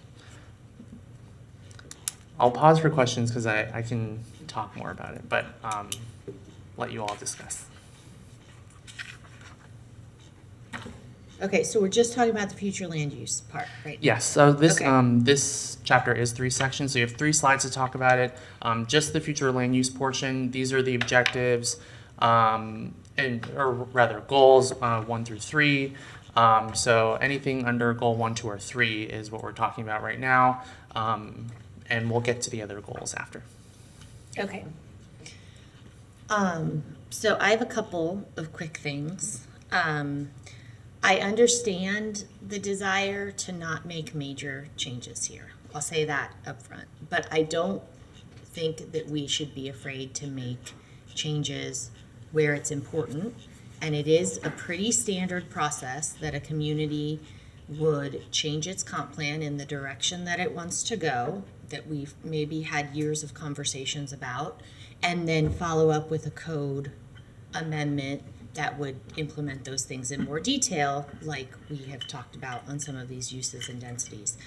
I would say to prioritize, if I were to pick one category to look at the density on and maybe increasing density and height, I would say I would like to see it considered for UMUH,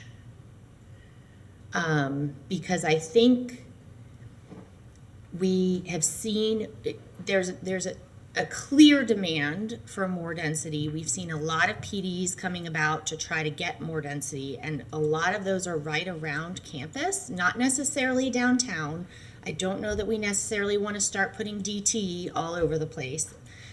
But I think U9, there's a lot of places around campus that if they had higher density and more height and could get U9, which is suitable there, we've seen it, we wouldn't have to have as many PDs. I think that there's a real strong argument to look at UMUH. So I'm just going to put that out there. We don't have to increase density on everything. I think we should look at UMUH.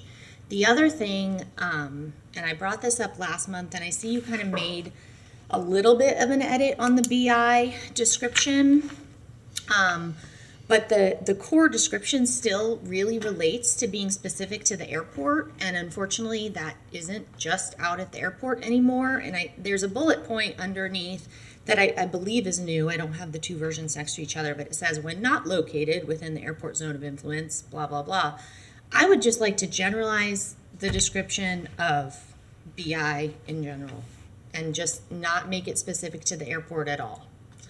I think it gives, that's a land use that gives some flexibility for some sort of light industrial uses, and I just don't think that the description should be tied to the airport. And I see that you did some work here. I'd like to push it a little further. So I'm going to be really specific in my asks in this. I do think this is a visionary document. I think there's a general push. We've had conversations for years on this board about broadening the uses and looking at densities and heights. If we don't want to tackle all of that right now, that's fine. I do think we should look at UMUH. So that's my piece on this one. What if you just named DT U10 and then increase the distance? Sorry. I don't like the U10 thing, but you Well, can bring that up. Why is that? Why do we have a context specific? You know, zoning. It's all right. All right, I don't see any other lights. Nobody else? I mean, You're letting me down, guys. this is, I need more time with this whole chapter, so I'll probably bring it up in February. I do want to say, echo, I hadn't thought about that, but I'm glad you did, Madam Chair. Removing the reference to the airport and just allowing a more general business industrial. I like that. Oh yeah, I do. I would say as far as UMUH density, I read the sentiment. I'm not. We'll see how that plays out at the commission level. It's a rough year for them to be doing that. I don't understand that though, because they're approving 15-story buildings next to campus. And if you would just allow U9 to go I mean, higher. how far north and south are we looking at? I mean, whereas U9 is, I don't have the map up, but the commission has approved super high buildings in places that people could ask. Yeah, for with the PD, U9. like a negotiation is forced. So to allow it by right, I think is just gonna. I mean, we'll see how it goes. It's not necessarily a bad policy. Yeah, I'm not suggesting allowing 14 stories like DT does. I'm suggesting increasing it from, I don't have it in front of me, but it's like 6 by right, 8 with special use permit. Like, let's go 8 by right, 10 with special use permit or something. I'm not saying it should be equivalent to DT, but it needs to be closer. And we've seen the demand. I mean, it's there. And, it's not ideal to keep having PDs everywhere, I don't think, unless planning staff has a different opinion. Once you've built an 8-story building, the distinction between 8 and 10 is not noticed on the ground. So that's my comment is if we're gonna focus on one, that's the one I would fight for. If there isn't an appetite to look at any of it, it's a shame because we're gonna lose another year on all of our conversations that we've had about the code updates on expanding uses and having these conversations. We're gonna lose this year. And this is a way that we can start that conversation and continue it next year in a code update. But I'll just put that out there. Mr. Nay. I thought a consultant was looking into some of that stuff. Am I dreaming that? The uses and the densities? Yeah, I thought there was. Or are they just doing that one district over For by? specific areas, so there's looking at, and not to speak directly to the chair brought up, but yes. For the South Main area and then Southwest Gainesville area, just looking at rezoning, which of course will have uses in tow with that. I'm not going to use this time to comment anything, but objective 3.2, I love everything. I love it all. It's beautiful, and I really appreciate it. That's all I'm saying. Pat on the back for whoever wrote that one. So I have something general for a question for my fellow plan board members. Promoting infill, and then also, wait, am I in the right spot? Hold on 1 point. Sorry, I'm looking at 2 different versions of this. Actually, I don't think there's. What, policy? We were supposed to section? talk to. So in general, the objective 1.2 and 1.4. I think 1.4. Yeah, so, in general, I'm just wondering because if we're promoting infill, which I agree with, and a more compact, urban environment, which I also agree with, if that starts encroaching near naturally, occurring affordable housing, do you think there would be any benefit to clearly stating that naturally occurring affordable housing should be protected to the extent that that's possible under law? That's the only thing that kind of makes me nervous about it. How can you define protect? naturally occurring? Hmm? How do you define naturally occurring affordable housing? That's affordable housing that's primarily affordable because the buildings are older. They might still have like another 20 or 30 years. They're like market rate affordable housing. They're market rated, yeah. Market rate affordable. Okay, that term makes more sense. Thank you. Sorry. So I thought that was a term. It is a term, yeah. Okay. Okay, so what are you saying? You need to protect those? Yes, I mean, if we're encouraging Naturally infill, occurring affordable housing. yeah. Would it be? So you want to make sure that the house is run down so that So if the there's, people so if aren't there's a kicked out, is development, what you say. so say there's, an acre with 10 units on it that are naturally occurring affordable housing, and someone wants to redevelop that and put 50 units on it, 5 of which would have to be affordable by the code, but then we get a net increase of 40 units overall, you wouldn't want that to happen. No, You're saying in discourage case, that. No, don't discourage that, right? But that's if IZ kicks in, and that's if we keep IZ, which hopefully we do. But that's why it's just a general question. Maybe we need to discuss You're that. just saying don't get rid of the affordable housing and build a McMansion. Yes. I mean, I don't know. I mean, we have a property rights element. I think landowners have rights to do what they want to with their property. But do we I don't know encourage that it? we can But do we encourage it? outlaw that from happening. I'm not saying outlaw that. I mean, But you there's, could- there's language in here about supporting, and language in here about encouraging, language in here about discouraging. I'm just wondering if.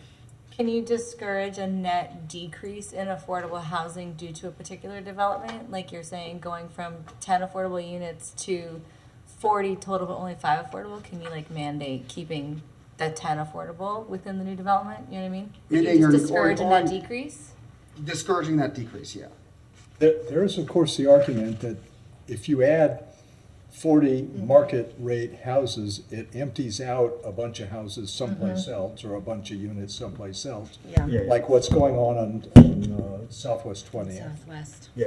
where people are moving into UF proximity, and all of those 40-year-old complexes are dropping in price. Bob, I don't believe in filtering. You don't want to what? I'm joking. Oh.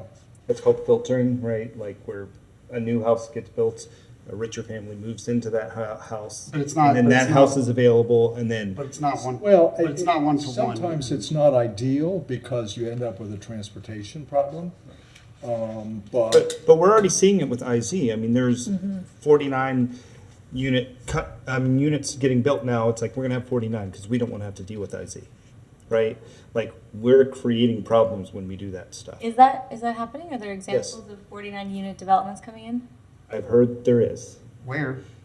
I didn't. Somebody told me that there was something in the pipeline that was 49. Not to my knowledge, but Okay. I would go and check. But not to my knowledge. Okay. This is a helpful, I'm appreciating this dialogue. This is helpful to think about Well, it. I know Grace puts a lot of its affordable units are out in the former student areas, right, and stuff like that. Yeah. Okay. Yeah. Okay. Did we cover what you had? Sorry.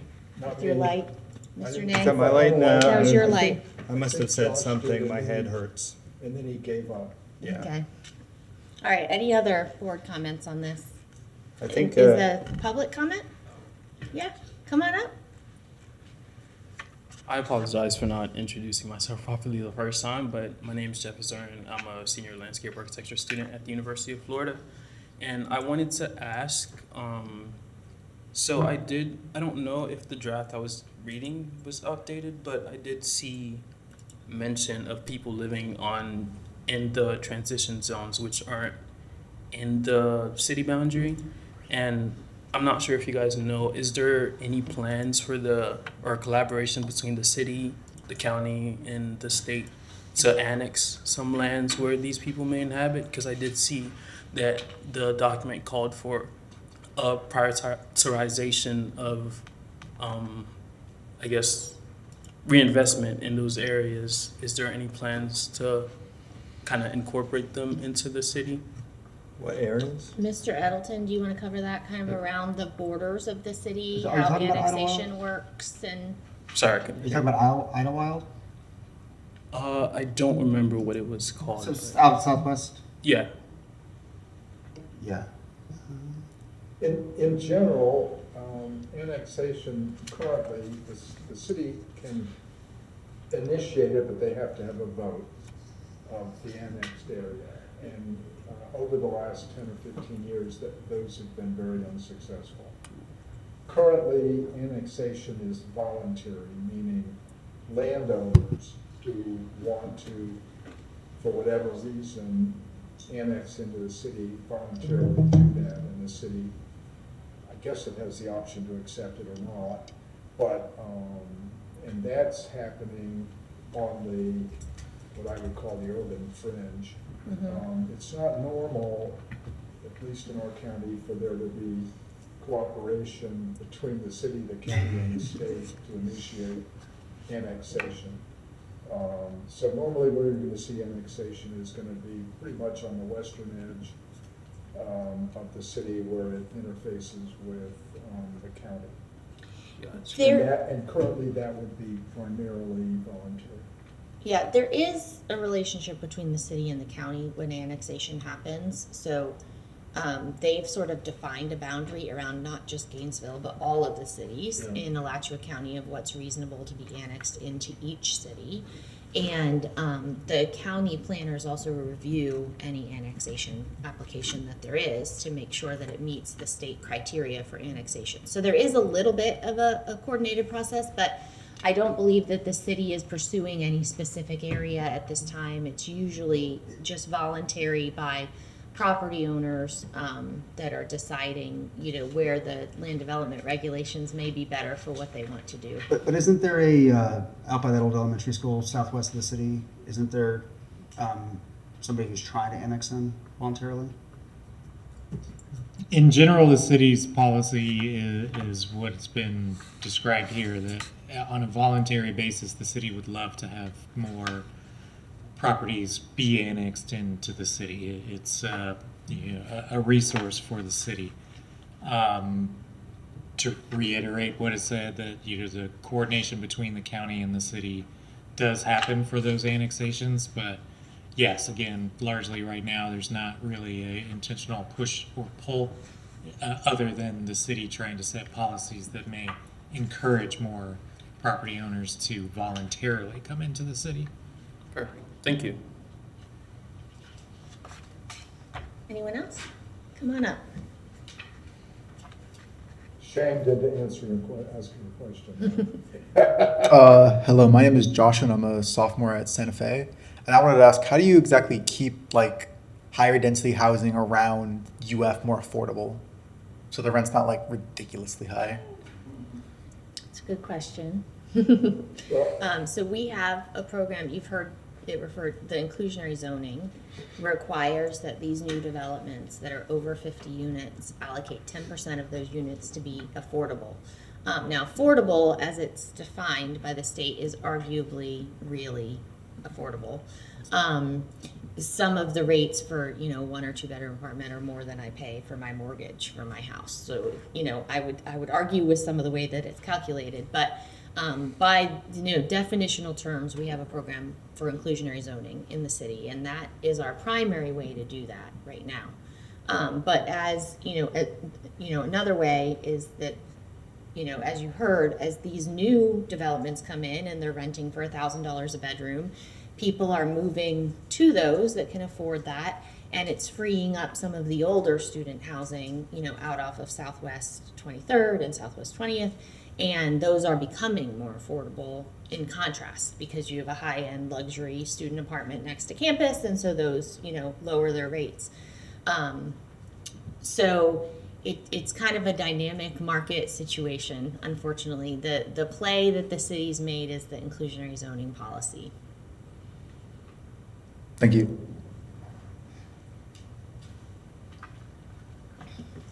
By the way, I like the way you said that some of those things become affordable, because usually with filtering, it's not one-to-one.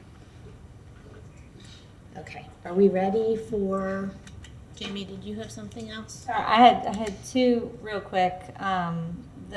Just out of curiosity, one of the policies in the Idlewild section 154, it says that to maintain developable or already developed lots in as much of a natural state as possible. Is there any appetite for that to be applied to Greater Gainesville instead of like these developments that kind of clear cut everything and then put some trees back minus a couple of the historic oaks or whatever? Like, does anyone have any thoughts on sort of like a wider application of that concept? That would be great, but Public Works staff makes you do mass grading. All right. Just do what? Mass grading for stormwater, like to, yeah, okay, just a thought.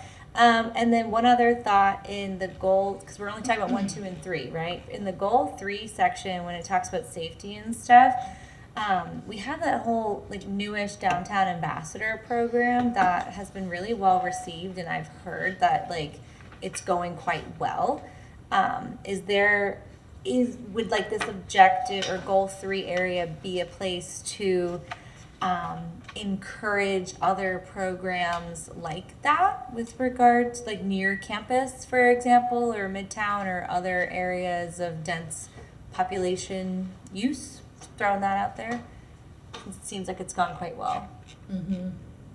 Mr. Edelton, do you have a response to that? Sure. I don't know how long that's funded for either. Oh. It has gone well, and there are discussions about what that program looks like going forward. I would leave it to our CRA to respond in more specifics. My recommendation would be to have language that was a little more general. Yeah. So something to the effect of, programs downtown that are, of this nature have been seen to be successful. City should look at expanding Continuing those to other fund or areas. expand those programs. And Yeah. then again, leaving that, if it's a program, let's try to put it in an Yeah, implementation. yeah. I don't know if I didn't realize that the funding was maybe limited to a certain time period, like an experiment. But yeah, like some sort of general language in support of programs like that in the safety section, I think could be good. So I had, thank you. Great. Okay, anything else on future land use before we go to capital improvements? Okay.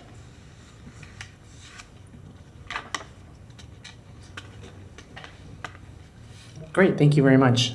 So next section in the How We Build chapter is the capital improvement section. So the capital improvements element is a required element of comprehensive plans, and this portion of How We Build for capital improvements is carrying over a lot of what the current element has in terms of language. So there are not that many changes in this portion of the comp plan being proposed. Phil Mann, I forget his exact title, but he is the sort of executor for the capital improvements schedule that's updated for that 5-year schedule. So he reviewed the capital improvements element or this portion and provided edits for you all. Additionally, for the debt management portion of capital improvements, we had the folks from the finance office of the city advise on that portion as well. So there are some added policies for managing the city's debt. Just really generally speaking, the policies that are added are mirroring city policy, sort of carrying that over into the comprehensive plan. So otherwise, the capital improvements element discusses, of course, the schedule, the funding for capital projects, the fiscal capacity of the city to do these improvements, concurrency, level of service standards, and more. So this is goals 4 and 5 of how we build, and welcome your feedback on this one.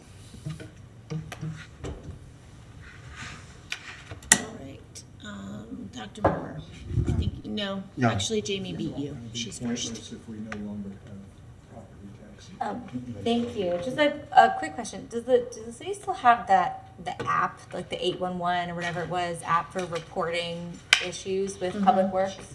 My GNV, yes. My GNV. Was it named 811 back in the day or something and it changed? 811 is the call before you dig. Oh, sorry. It was called something. Anyway, does anyone know like how well that works? Like, is it solidly working, like the public reporting issues and then being incorporated into the capital improvement plan? If so, can it be referenced somewhere in here? Like, the city would continue to support or like advertise that or something to get that public input into the capital improvement planning process? I that a don't stretch? know that it's used for things like that. I mean, I've used it to report trees down, street lights out, I've little used it things to that report wouldn't clogged be. culverts, cracked sidewalks. It's more like street maintenance flooding. things, so it's not necessarily big capital projects that cost, tens of thousands of dollars. I mean, I suppose they could filter through Maintenance- that way, but maintenance things would support the development of a overall capital improvement project for a particular like stretch of roadway that floods often or stormwater ditches that clog. I don't know. Just thinking out loud that that's a thing that if it's working well, would be benefit in including it, support for it in the comp plan. The MyGNV portal app and reporting is the best way to give the city that information for specific maintenance issues that are, More maintenance. tree rather than down, CIP. cracked culvert and whatnot. But I think also to the chair's point, if something keeps coming up over and over again, potholes on a particular stretch of road, then that could influence whether or Yeah. not something is in this capital improvement. But Mr. Hill. Nicholas Hill, staff planner. One thing that I just wanted to throw out there too is that in regards to the schedule of capital improvements, the state is really concerned with there is about capacity improvements that impact level of service. That's what their focus is really on, is things that affect system-wide capacity. So I just wanted to clarify that too. So thank you. Thank you. Okay, so maybe not, if it's more of a bigger picture thing, but I was just thinking out loud. Thank you. Did you have anything else? Okay, Dr. Murmer. Thank you, Madam Chair. Objective 4.3, establish the following guidelines for Gainesville Regional Utilities capital improvement. I think this is fine here for now, but I'm just wondering, is staff keeping an eye on the situation with the authority? I'm just, because, Ed Bilarski is insane and vindictive, and I'm just wondering if something like this passes at the wrong time, if that's going to open up some more litigation from Mr. Bilarski. So and that's legitimate concern. He's insane. I don't know if I'd say that's something that He knows how to I do don't it. know if, maybe Mr. Hill can speak to this. I'm not a comprehensive planner, but I do work in an office next door to one. And I know that when we work with cities that don't necessarily supply their water and wastewater, we still have to talk to their utility providers and incorporate elements, whether it's a municipal utility or not. We have to incorporate elements of the water and sewer system. So it could be a private entity, it could be, down in near Tampa, you have Tampa Bay Water. So it may, I think some of that But there's thought there's applies, but we there's a can't just wrinkle here, ignore though. No, I get that. that, but there's a wrinkle here in that Article 5 of the. Article We 7. still have to address water and wastewater. It's required by the state.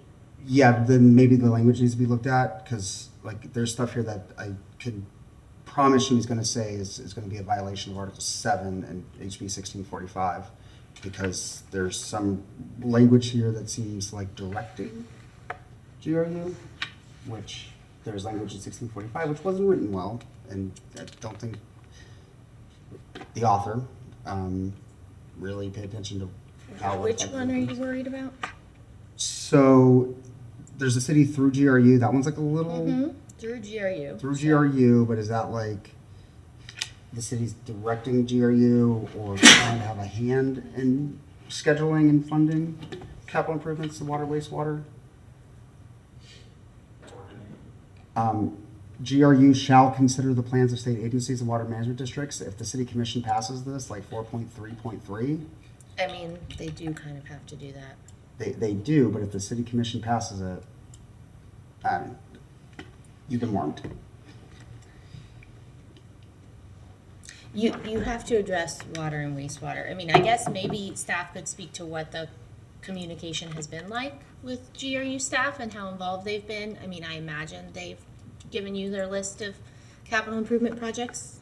I mean, like in the 4.3.4, So is the communication good at the like staff level? It always has been in the past. So Yes. it seems like it is. Staff Yeah. level's not Okay. affected by it. Yeah, I agree. So Yep. yeah. We've consistently used the analogy of, the kids are getting along but the parents are fighting. But no, 100%. I'm just saying that the city commission votes on this as is. There is language here directing GRU to do stuff. We will ask Which is a them violation. to be careful about the way that the language is crafted. That's all I'm saying. Okay. I have a general comment that I don't know if capital improvements is the right place to mention it or recreation, but it appears that somewhere the recreation level of service was lost. And so it still alludes to it in the capital improvements element having a recreation level of service, but I don't know if we like cut something by accident. Just if somebody can look into that. I'm looking for it too, yeah. Making sure that we actually include the recreation level of service. So I'm going to mention it here. It probably actually needs to be put back in the recreation and open space section later, but we do mention it here. So if it was taken out on purpose, we should strike it from the capital improvements section. If it just needs to be put back in the other part, then we should do that. Hopefully it wasn't removed on purpose. No, definitely not on purpose. Okay. We have a draft of the recreation LOS, which does specify the differentiations for that parks uses for setting up types of parks parks and and- enterways and things like that. So that'll be added in the next draft. Okay, perfect. Great. While you're doing that, there's still like a big hole in the city where there are no parks in District 3, so just please keep that in mind. Because it does mention the level of services being equal across the city. And that's sort of how comp plans usually work. But I know that there's emphasis on the commission level to try to get, and I think there may even be some on the parks work list in the southwest part of the city. Yeah, and increasingly, Nicholas Hill, staff planner, increasingly cities are, the level of service that we have in here, I don't think there is a ton of appetite to change it fundamentally, but there is a level of service that being explored and utilized in other communities where it's also a proximity-based in addition to population-based, and that helps solve some of the issues, or at least take the steps to begin solving that deficiency in park in certain areas of our county. Because just because you meet the population doesn't mean that you're appropriately serving all areas of the population equally. So just want to throw that out there, that we can add in a policy, if you would like, stating that the city shall either explore or investigate alternative level of service standards for recreation to ensure greater access to parklands, something along those lines. Yeah, I mean, I think that would sound great. I think that sounds great because, I mean, specifically where we're missing where we're missing parks, where we're missing recreation centers is actually like the densest part of our city. There may be something to that effect in the Parks Master Plan. I would imagine there is. I'm not on the up and up with the Parks Master Plan, but I know that there is one. So we may not need to reinvent the wheel here, but maybe it's just something staff can make Unless note it of. was added over the past few months, it's not in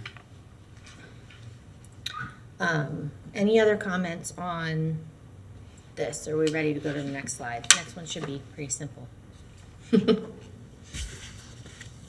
Okay, I don't see any lights. Go ahead. Okay, perfect. So this next section is the property rights element, the last section of how we build. And this is just directly the same four policies that we have in the comprehensive plan. related to state statute. Yes. Okay. Any comments on this? Seeing none. My let's- favorite part let's of trudge the on. comp plan. So we are on chapter 6 for how we get around. This is the transportation section. So you all are familiar with this section in part because you heard about the mobility plan and program that was presented a few months ago. So we worked very closely with transportation staff on this chapter. And so what you'll see in this chapter, it's just this one slide, but it is a reflection of the changes that they're putting forward in the comprehensive plan amendments that you all voted on. That is directly translated here in the How We Get Around chapter. Understanding that they recently had that the letter from Florida Commerce on the SB 180 issue. So that was a emerging issue that we'll definitely want to connect with them so that any changes that they make to the mobility plan are reflected in the ImagineGNV chapter. Otherwise, beyond all of that, the transportation chapter, we worked with Scott Wright, Debbie Leisner, and Seth Wood on this chapter, and they are excellent planners. So they have a very keen eye on writing policy and the goals and objectives. So this chapter focuses on, of course, improving transit access. It discusses connectivity in the transportation system, reducing barriers for users. It touches on Vision Zero as an entire goal here. That's goal 3 for objectives 3.1 and 2, and also discusses lane use and new development as it relates to transportation as well. And of course, there's a little blurb on coordinating with transportation agencies, and open to your feedback and questions on this. Great, thank you. Ms. Bell. Might be a stupid question, but what is LOS? What is like level of service D and level of service E? Is that, or are those typos? In policy 1.2.2, it refers to arterial and collector roads within city limits shall be LOSE, and then further down it says on state roads should be LOSE, and within city limits LOSD. What, does anybody know what that is? It's based on the trips. I think Nick's coming up to answer it. Or it might just be one of those things that we need to add a definition of within the section. I think that would be helpful to add those definitions, but they are different categories defined by the specific levels of service that are essentially sort of acceptable in those areas. Okay, so yeah, again, I guess just in service of wanting this to be accessible to all neighbors, just defining every acronym the first time we hit it. A level of service is defined, of course, but the D and the E aren't, or at least what those letters stand for is not defined. But that was the only thought I had for now. Thank you. Okay. Dr. Murmer? Hey, Madam Chair. So I know we can't probably probably don't want to use terms like shall or will with this next one, but under objective 1.1, perhaps maybe policy 1.1, a new D, or a new subsection D, where we put something like strive, encourage, do everything in our power to get all bus headways down to 60 minutes or less, and increase frequency weekday and weekend service.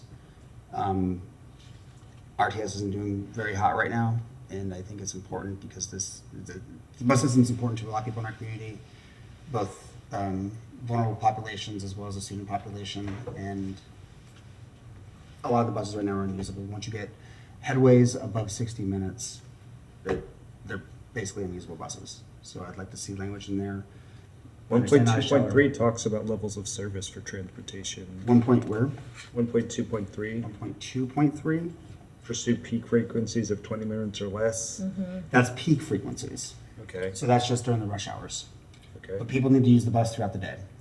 And even 60 minutes is kind of like almost not usable, but it's Yeah, something. 60 minutes is, yeah, it's different. So even if you're not in rush hour, That might be the better place for what you're asking for, though, because it does talk about the length of operation of the routes per day, so it might be the appropriate place to mention weekends and things in that. oh, you know what, you're right, yeah. 1.2.3, I think, is the appropriate place to edit. Okay, yeah, so in 1.2. Thank you.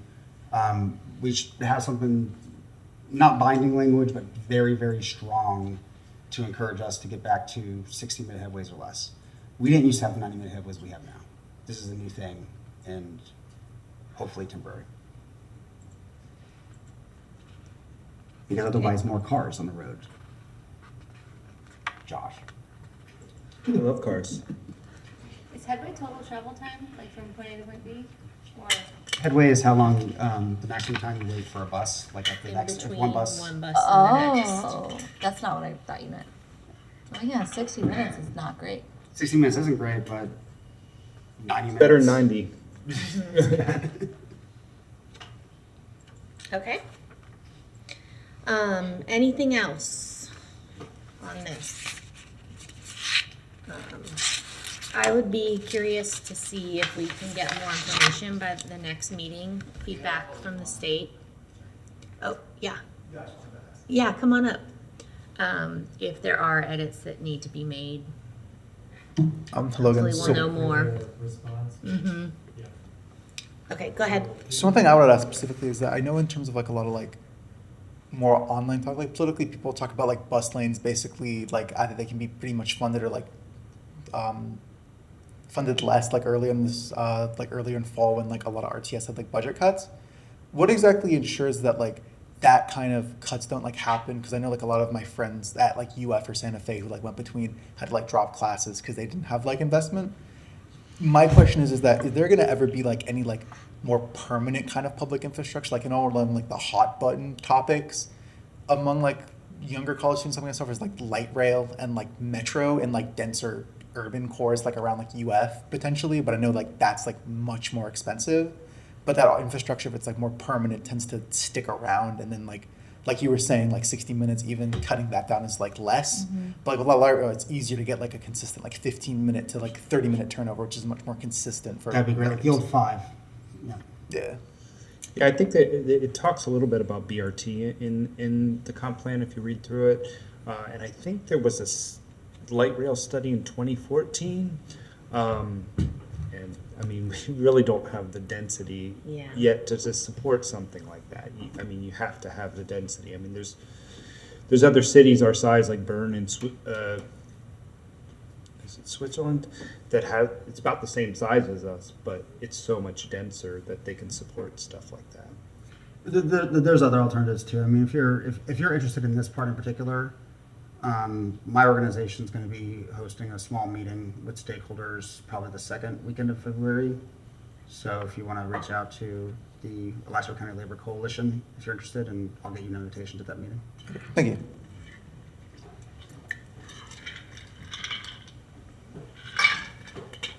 Sorry again. I read through the Vision Zero initiative. I think it's a really good initiative, but then they did mention that even though the city owns more than half of the streets or the roads in Gainesville, most of the fatal accidents happen on 2 streets, University and 13, which aren't owned by the city. How are you going to push FDOT to adopt Vision Zero? What do we do? Do we cross our fingers when we contact FDOT? I mean, they have done some things. I mean, the West University stuff that has happened, the MTPO is doing things.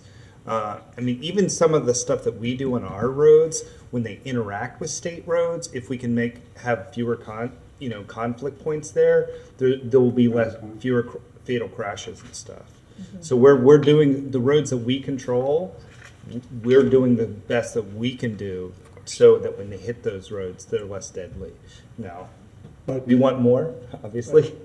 I was going to say FDOT has become way more cooperative than it had been before. So, for instance, the narrowing of North Main Street, the FDOT did the pay for it, now the city owns that, but they also did the work slowing down traffic on West University in front of the University of Florida. Speed tables. So they're not, there is intergovernmental coordination Okay, to some extent. that's good. Thank you. I was kind of worried about It's a good question. Okay, anything else on this element? All right, I think we're ready for number 7. I really wish I had some cookies made. Sorry. Last month we had cookies. I can bring you Girl Scout cookies next month. Yeah, well, I'll pay for them. For our newest planner's first day, I did make cinnamon rolls. Oh, nice. Not to let you think beyond what we're talking about next. I guess Can we we've put never that- made them for the I'll bring panel. Girl Scout cookies next month. Cinnamon rolls every meeting.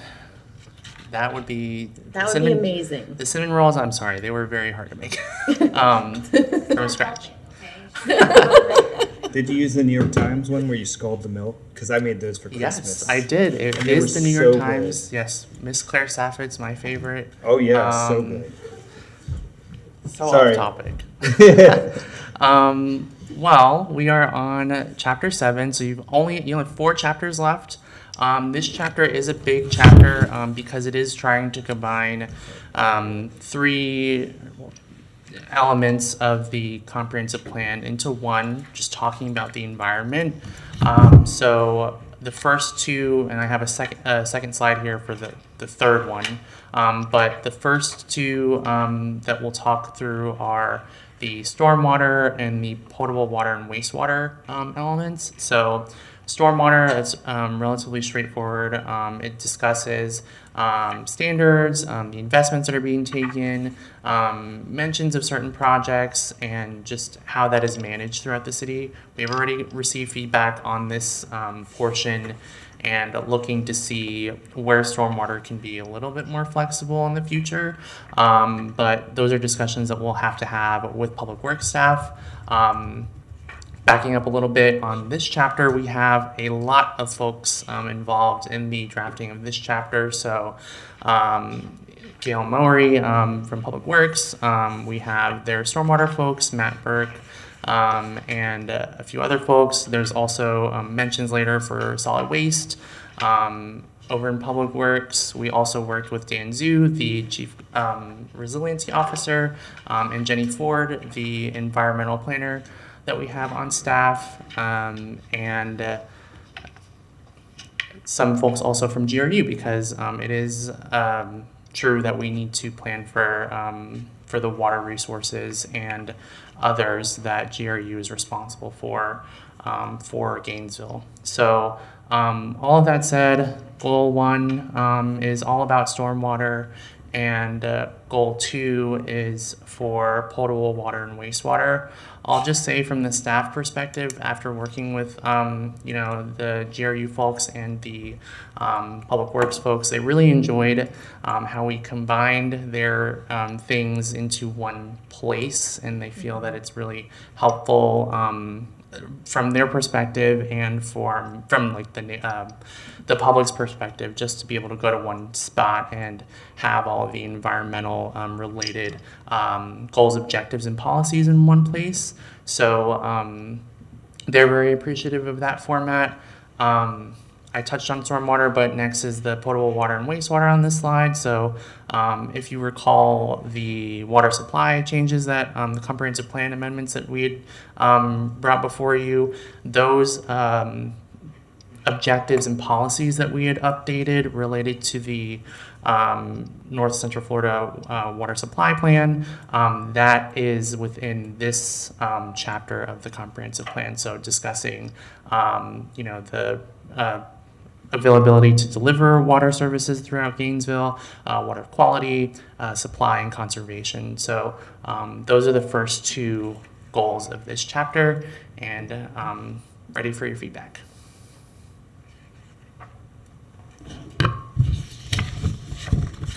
Some people are excited about stormwater. Yeah. Miss Bell. I apologize, I didn't make it this far before the meeting, but so my comments are limited. There's the first one, there's a reference in 1.1.2 to the city will do a vulnerability assessment, and I just want to bring attention to the fact that Alachua County completed their vulnerability assessment last year with Resilient Florida funding. I mean, caveat, it was done by my firm, but I didn't work on it, so I don't have all the details, but I wouldn't be surprised if there was a section in there referencing City of Gainesville, so more of just like a note for staff to maybe take a look at that and see if there's any cross-referencing or like redundancy that can be avoided when an assessment is done here. And to that point, there's a reference to we'll leverage federal funding. Sorry, that's what was actually in 1.1.2, that we'll leverage federal funding, but there's state funding available as well. So maybe just make it state and federal funding in that section. But that's all I had on stormwater. Thank you. I can speak to that a little bit. Yes, the county did their vulnerability assessment. The city has also done a vulnerability assessment that is related to that one that was done. And actually, a couple of the staff that are listed on here should or could also be credited as having been county staff, myself included, that provided edits to this chapter, but also Shane Williams, who also worked at the county providing the feedback for this chapter and was the lead for the county's vulnerability assessment on the staff side. Cool. So we do have a lot of overlap there. Excellent. And is there a separate section about flooding, or is that all wrapped into the stormwater one? Like, are we like with? Oh yeah, I just had a brain fart. With like flood insurance and the community rating system, is there any reference to that in the comprehensive plan? Just later, not in the stormwater section? And like what our rating is with regard to like residents saving money on their flood insurance? I don't think that's in the comp plan. Cause I'm pretty sure the city is part of it. I just don't know what our rating is. I can look it up. But there may There's be, like, should be some floodplain policies. yeah, there may be value in adding somewhere here that the city will strive to maintain or improve their community rating system rating in order to support financial relief for homeowners with flood insurance. Since as you increase ratings, you get discounts or increased discounts. Sorry, that was a random thought. No, I think that's okay. And we can certainly work with our work staff and others to give a little bit more direct feedback on that floodplain management. We're currently a 6 in the National Flood Insurance Program, and like Ocala, for example, is like a 2, I think. They have like a really high rating, and so their folks save a lot of money. There's low-hanging fruit that the city could pursue through floodplain management ordinances and such, improving that rating to save money for neighbors. And our rating did just get increased not terribly long ago. I think it was about a year and a half ago, but yes. As of October 2023? And look, if the AI overview on Google is to be believed. I think we can get you an update on that. Cool, yeah. So I think if we can add some kind of reference to our CRS rating and a policy to work towards improving it, that would be great. And it would save our neighbors money. We certainly have it in our current comp plan. We can get you that crosswalk and a status update on where it is currently and what we're doing with Yeah, it. 'cause I'm doing just a text search and it's not popping up in this one. So if we lost it, if we could put it back in, that'd be cool. Awesome, thank you. Dr. Murmer? Thank you, Madam Chair. I know I've been hearing some buzz lately, and I think, Mr. Chan, you also referenced this when you were talking about the slide. That there's, some people are asking for like more flexibility for the stormwater systems. I've not seen it. Where Has any of that been incorporated into the version that's on the backup? Okay, that's why I'm not seeing it. Okay, sorry, I thought I was going crazy. So I think since we're still considering putting it in there, I agree with that in principle. I'm not sure it should go in the comp plan until we figure out like where the dust settles with SB 180. Just because like once we start loosening stuff in the comp plan, there might be no going back. So we have to be very careful with. They still have the code and the EDCM and everything else in place. You don't have to worry about Public Works giving people any slack on stormwater in the city.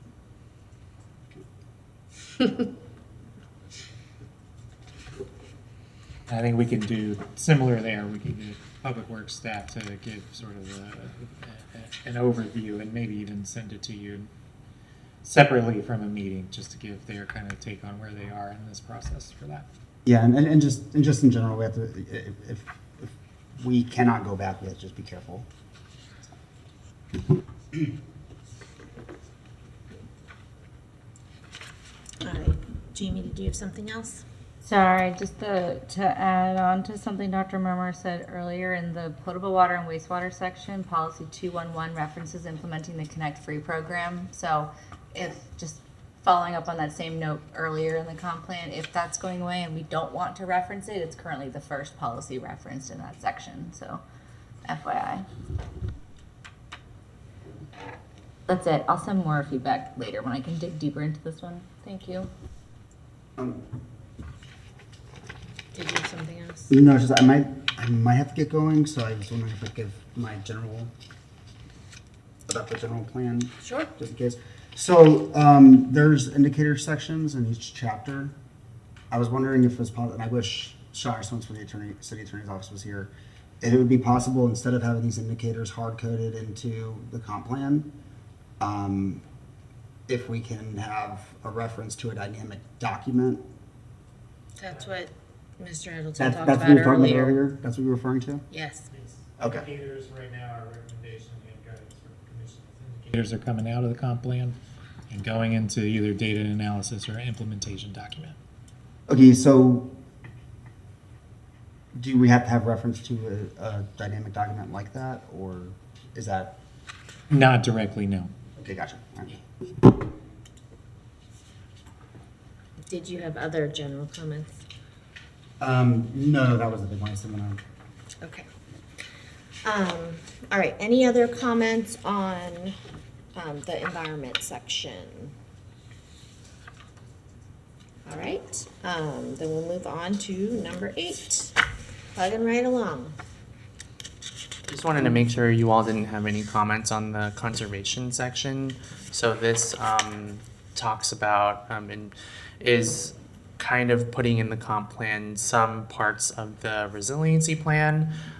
So advancing resiliency, discussing clean energy. There's some goals, objectives, and policies are carried over as well from our current conservation element.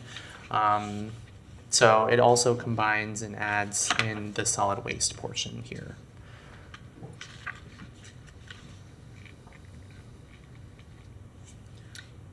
My only like general feedback is that like the elements that are required by the state, I would be careful like burying them. So like solid waste, I don't know if it should come out and be its own. It can. Just so it's more clear. So I'm glad that Mr. Hill is on board. He's very familiar with the state requirements. It just, it's going to go through state review process. I would just make things as clear as possible. If it just gets separated out as like one more, sub element, maybe separating out the waste that way might be a good idea. Just general suggestion. I'm not that passionate about it. Definitely. We can, we plan on doing that for sure. Okay. All right. Well, chapter 8, and you only. Yeah. Go Only ahead. because, Sorry, Yeah. I didn't so- notice No, your go light. ahead. Okay, I'm sorry. Only because you specifically asked about conservation, I went down here.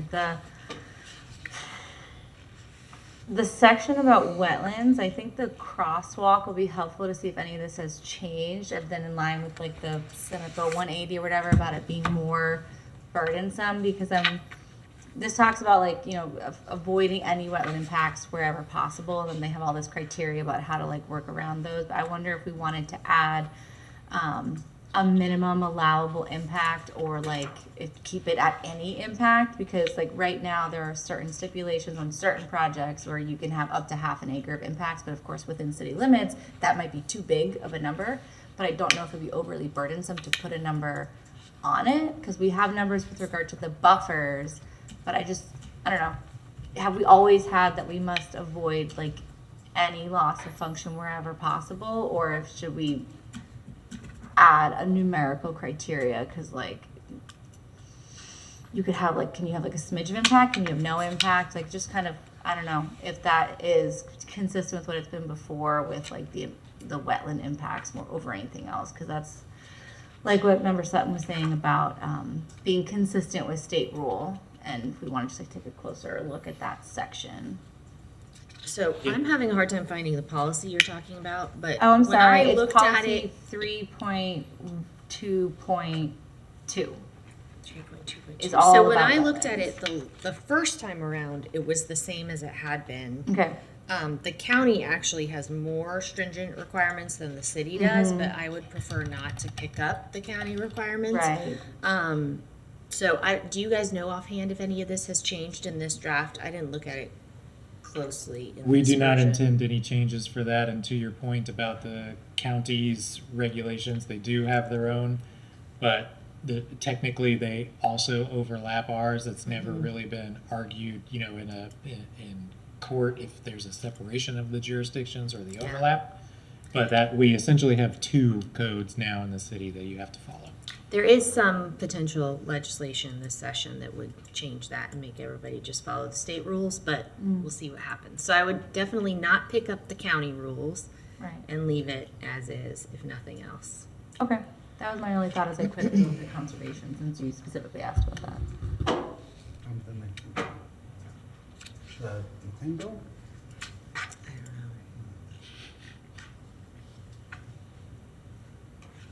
don't know. Okay. Back to number 8. Yes, chapter 8 is our health and well-being. I'll let Allison talk about this chapter because she helped work on it. Yay, I get one. Yay. Allison Pager, planner with the city. So our health and well-being, chapter 8. For this one, just to clarify real quick, it's broken into two parts, kind of. Goals 1 through 3 are focused on health and well-being, and just for a quick glimpse, goal 4 is recreation and open space, which is a required element.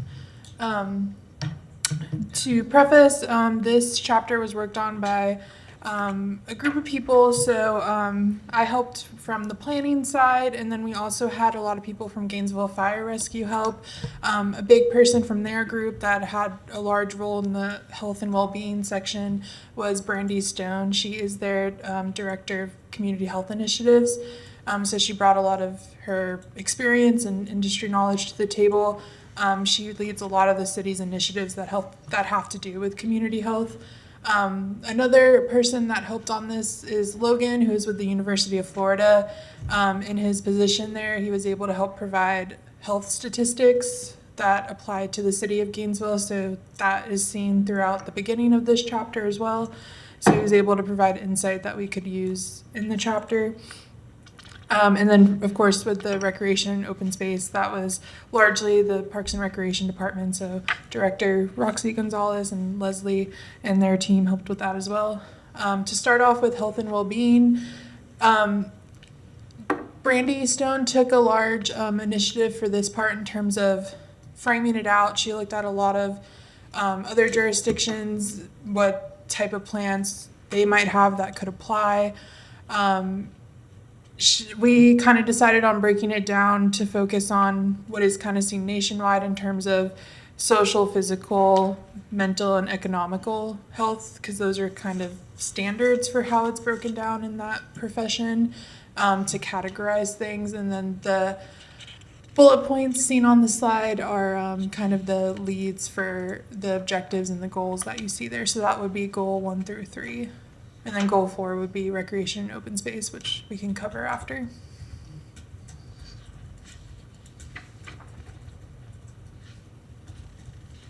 Okay, any comments on this one? Mr. Nay? I gotta make sure that the one I want to comment on is right now. What objective is that?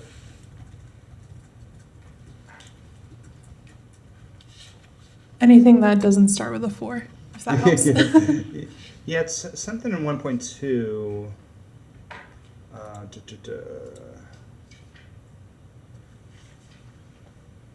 thought it was there. It's 1.25, the policies. One of my, I exercise in the city a lot. I use the facilities all the time. One of the big problems that I have, and I don't know if it should be in there, is we don't have enough lit fields for times when it's dark out. And it is very difficult if you're a lay person to try to reserve the fields. They cost $32 to get fields lit. And I would love to have some sort of talk about accessibility, at least, during this time of the year when it's dark. Because I know, like, kids, if they're going to, like, have a pickup game, they're not going to the city, reserving lights. Now, there are lights easily available usually on racket courts or basketball courts, but if you play a field sport, it's just way more difficult. So I don't know if it's appropriate to list it there. It's my personal thing that we have to deal with every year, and it's just, yeah. I would like to see something like McPherson. Their tennis courts, they have a little knob that you can turn, and it turns the lights on. And I would love to see something like that in the city for more of our field activities, because right now we're playing in Green Tree, and it just takes a lot of time to reserve those fields and get the lights turned off. But I don't know if it's appropriate or not. That's just me carving out words. I think that's potentially worth. What? I don't know, is that here, do you think, or?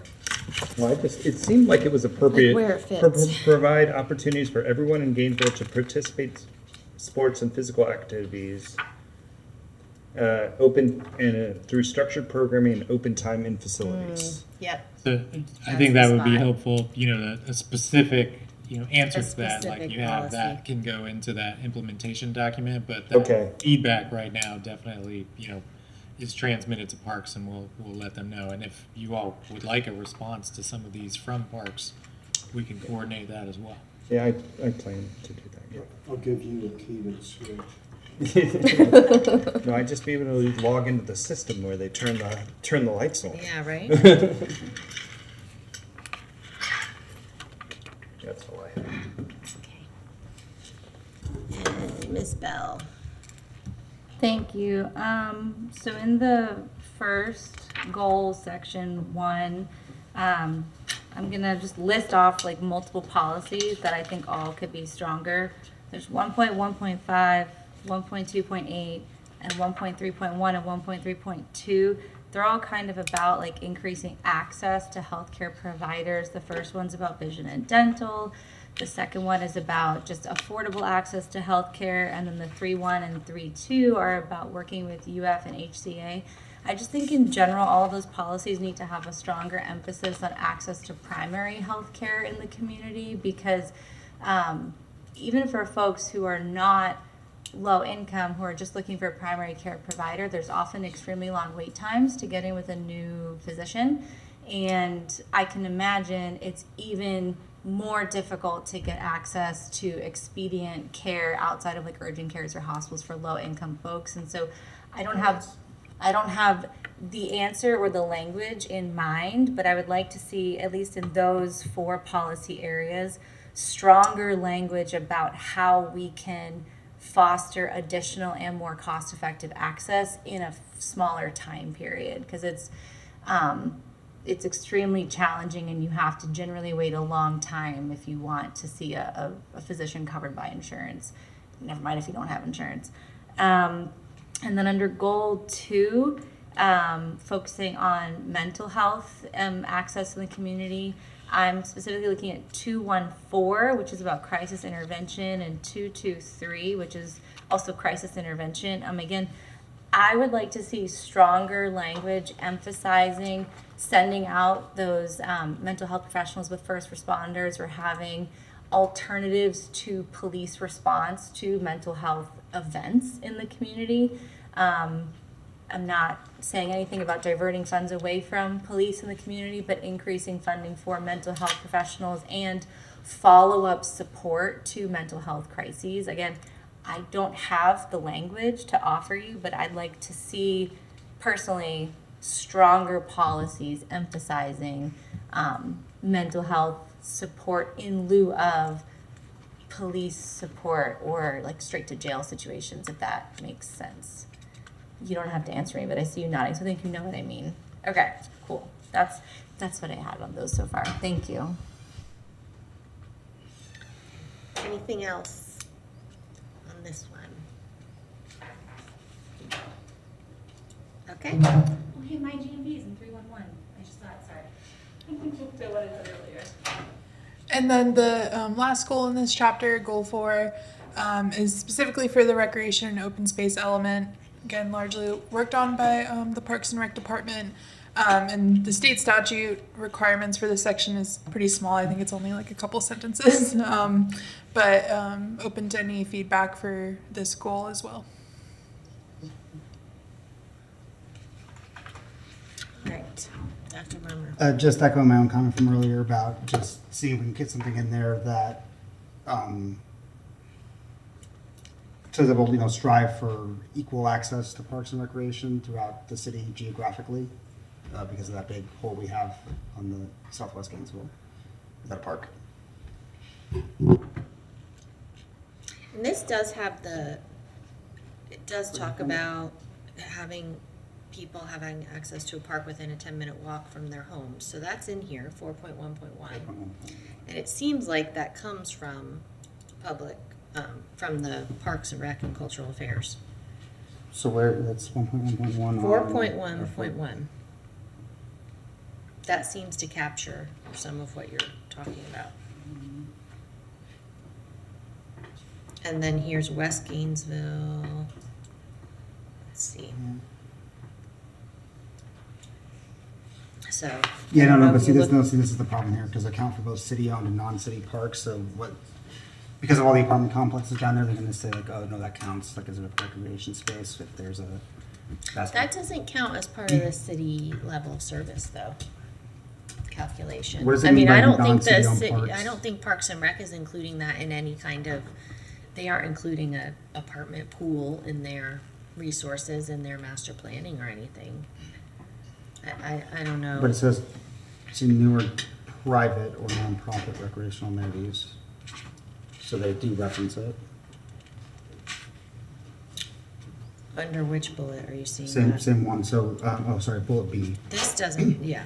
Account for both city-owned and non-city parks. As the city expands westward, West Gainesville will see many newer private or non-private recreational. Yes, so it says they will continue to use these to identify private or nonprofit amenities to account for different types of spaces. And it says will direct city resources to ensure high-quality parks are accessible to all. I just think this captures some of what you're talking about. I don't, because of those amenities of those apartment complexes. And one of the issues that we see both at the very far edge of the city and right outside in Tower Road area, like kids will go over to a friend's apartment complex, but then kicked out and be threatened, being trespassed. Like there is no place for them to recreate, and it's an issue. I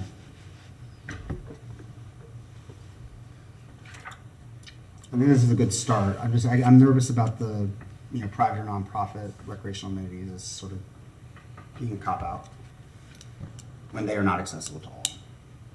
But if that's part of if those are included in the inventory. What if you were to clarify, because I also had a note about clarifying language in B, what if you were to like add, if private parks that are open to the public. Like they were built by a private development, but there's like, we don't have gated communities, so do you have to live there to go to it? Like if there's a clarifying language, because this is all about just including it in the assessment for like within 10 minutes walk, right? Like, so I think there's value in including privately developed parks and playgrounds so long as they are open to the public. So units are open to the public though, like if you said, if it's not a gated community, people could just walk in? Well, I mean, I don't know, it's not only like within communities, but like adjacent to communities, or I don't really know what a lot of examples of private recreational amenities are, but I feel keep like they thinking like should. the, what, like the 300 club or 400 clubs they have out Yeah, in- like I in think Libby Heights. they should only be accounted for if they are open to the public or accessible by the public, you know what I mean? And then I think it's fair. Whether they're I don't care who develops it as long as the But then we community use have it. that to enforce like, It's only it's about like what da- property manager. is Well, it's gonna- only about data, right? So like it's really just about defining what, like we're counting for both city-owned and non-city parks in the calculation of 10-minute walkability. So it's not about enforcing anything, it's just about clarifying in the database if there are recreational things available to the public. And therefore, you're redirecting resources to areas with less private development potentially. That's how I read that. Yeah, I mean, I guess that's fine if, but I mean, you'd have to guarantee that it is open to the public. So it's really just like a data analysis effort and like data collection effort more than enforcing anything. Or just clarify that this, you know, to not include recreational facilities and apartment complexes. Maybe staff can just follow up with Parks and Rec staff and verify how they're actually quantifying this, because they would need to be a part of changing the way that they're quantifying things. So maybe you can just carry this forward, this idea. Yes, definitely. And I'll maybe just add on their behalf that their strategy for parks planning throughout the city is mainly done through the needs assessment. And so the policies and objectives that they're adding here in the comprehensive plan are trying to take that work and put it here, but knowing that the needs assessment is updated more frequently and the parks master plan is updated more frequently than the policies that are here in the comprehensive plan. So they're, these are more broad, I would say, in terms of the actions that they're taking specifically in different areas of the city. I think they would like to keep the parks master plan and the needs assessment in their realm, just because they do their own community engagement. They reach out to folks for the concerns that you're raising, and but we'll definitely pass on that feedback to them to make sure that that's being So accounted for. why do we have this in the comp plan at all then, if it's just deferred to the Parks and Recreation staff? I mean, the comp plan is the whole community's document. It doesn't belong just to like a fiefdom within the city government, but. It does belong in the comp plan. I'm just hesitant to create something that we have to calculate multiple ways. We should be consistent with the way that it's assessed within the city government now, and not create a whole new hurdle to calculate something remarkably differently. So it's just worth having the conversation with them, I think. Yeah, we can follow up with you all. Okay, Ms. Bell, did you have something else? Yeah, sorry, I didn't mean to step on your comment, Dr. Murmer. But within policy 411, I just think that policy overall needs clarifying language, because the way I'm reading it is the intent is to make sure, especially that people in like the historically low-income neighborhoods have parks, right? But it needs to be adjusted slightly. So like A talks about accounting for accessibility of parks and the quality of the parks, yada yada, in a neighborhood when identifying areas for new parks. This will ensure that historically low-income neighborhoods are prioritized to receive new and or renovated and well-maintained facilities. How? How does that ensure that the accessibility and quality, like, I don't know, A, doesn't make sense to me, and that I think we should ensure that historically low-income neighborhoods are prioritized to receive new and or renovated and well-maintained facilities. I don't see how accounting for accessibility and quality of existing facilities creates that assurance. So I would like to see clarifying language in A to actually drive home what I believe the intent is, which is better parks for low-income neighborhoods. With B, we already talked about clarifying it that I think private parks should only be included in the data analysis if they are open and accessible to the public, otherwise they don't count. And then for C, as well as somewhere else further down, we refer to updating the needs assessment on a periodic basis, but I'd like us to define periodic, because that can mean anything. So it sounds like maybe we don't want to lock into a certain, like every year or every 3 years, but I think it would be helpful to clarify how exactly often that's updated. Or you would just say as needed, but even that's vague too. So I would prefer more clear guidance on how often that's updated. And that is all. Oh wait, I'm sorry, I have one more. In 4.1.4, it talks about incentivizing private developers to contribute to park development, but how? Like if we could add an example in here, because we talk about incentives, partnerships, or sponsorships act as an opportunity for us to work together, but it's just kind of like not clear what incentive the private developer has. Is it a monetary incentive? Are they getting some sort of other benefit by including a park that's open to the public? So maybe just again more clarifying language or examples of what an incentive may be to produce more parks for private development, I think would be helpful. And that's all I had. Okay, thank you. All right, Mr. Ackerman. I have one brief comment. I'd like to remind us all that the comp plan is a constitution, and there will be implementing rules that implement the broad requirements that we make. So we don't really need to lard it with a bunch of requirements that will have to be changed all the time, because they will be put into the implementing rules that we do that. That's the way the U.S. Constitution works. That's the way constitutions work. They're short, relatively short, and they do not have a lot of detail, which is added either by statutes or by implementing rules. That's all. Okay. Anything else on Section 8? All right, we're getting there, guys. I think we're ready for number 9. Yes, the last two chapters, just very quickly, introducing Ari Rabinovich, who worked on the How We Work, the economic development chapter. Also just wanted to mention that the former economic development director, Eric Bredfeld, was the spearhead of this chapter when we first initiated that. So I'll hand it off to Ari to talk about this chapter. Thank you. Ari Rabinovich, planner with the Department of Sustainable Development. So yes, I worked on this chapter. Eric Bredfeld did set up a great foundation for us to work on and work from. And also thank you to Nate for helping coordinate with this one. So this chapter, we tried to establish these 3 goals with the intent of cultivating an economic and business environment that would provide for long-term economic stability for both industries and individual entrepreneurs and business owners, as well as to support the growth of target industries by identifying and removing barriers to that growth while sharing the value of the growth as equitably as possible across all parts of the city.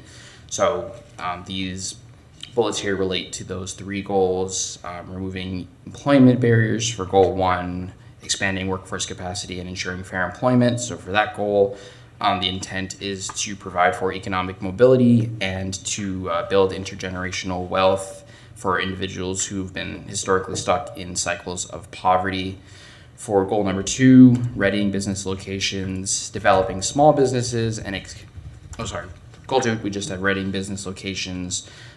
This is intended to support those targeted industries identified by the Bureau of Labor Statistics and Florida Department of Commerce. And for goal 3, developing small businesses and expanding capital access. This is basically about supporting small and minority-owned business owners and ensuring that they have the resources needed to launch and grow their businesses. I think that pretty much covers it.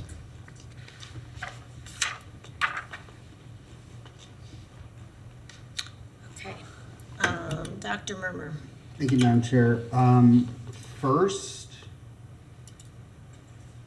Ari, thank you for your work on this chapter, and please, please, please do not touch 1.1.1. I think that's written very nicely, and you have those clauses at the end of both subsections that keeps everything legal and not preempted. So I really love that that's in there, and I love that it's the first thing in there. Second, I know that there's sort of, I think in an earlier version, it actually said like work with local businesses and small businesses and stuff like that. I would like to see some mention throughout, like whenever there's mention of working with businesses or organizations, that if there is a union in that space, that the union needs to be included as well. You know, you can't just talk to the boss, got to also talk to the workers. And lastly, I'm not sure if this is the right chapter for it, or if maybe it should go in the future land use chapter, which is something about maybe encouraging that we find more industrial space, especially stuff that we can, space we can use for light industrial, light assembly, research and development. Because I think that's really, there's a hunger here to not be so dependent on UF, and we're never going to be completely undependent on UF. But we need more options in UF and the VA. And good, well-paying options with good benefits and retirement, those are going to be in jobs that require working on industrial zone land. That's it. And that's my last comment for the night. Special thank you gift to Bob. Anybody else on this element?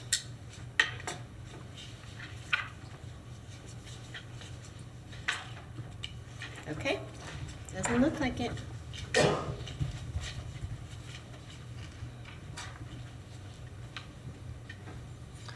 Okay, we've made it to the final chapter of the comprehensive plan, the How We Learn chapter.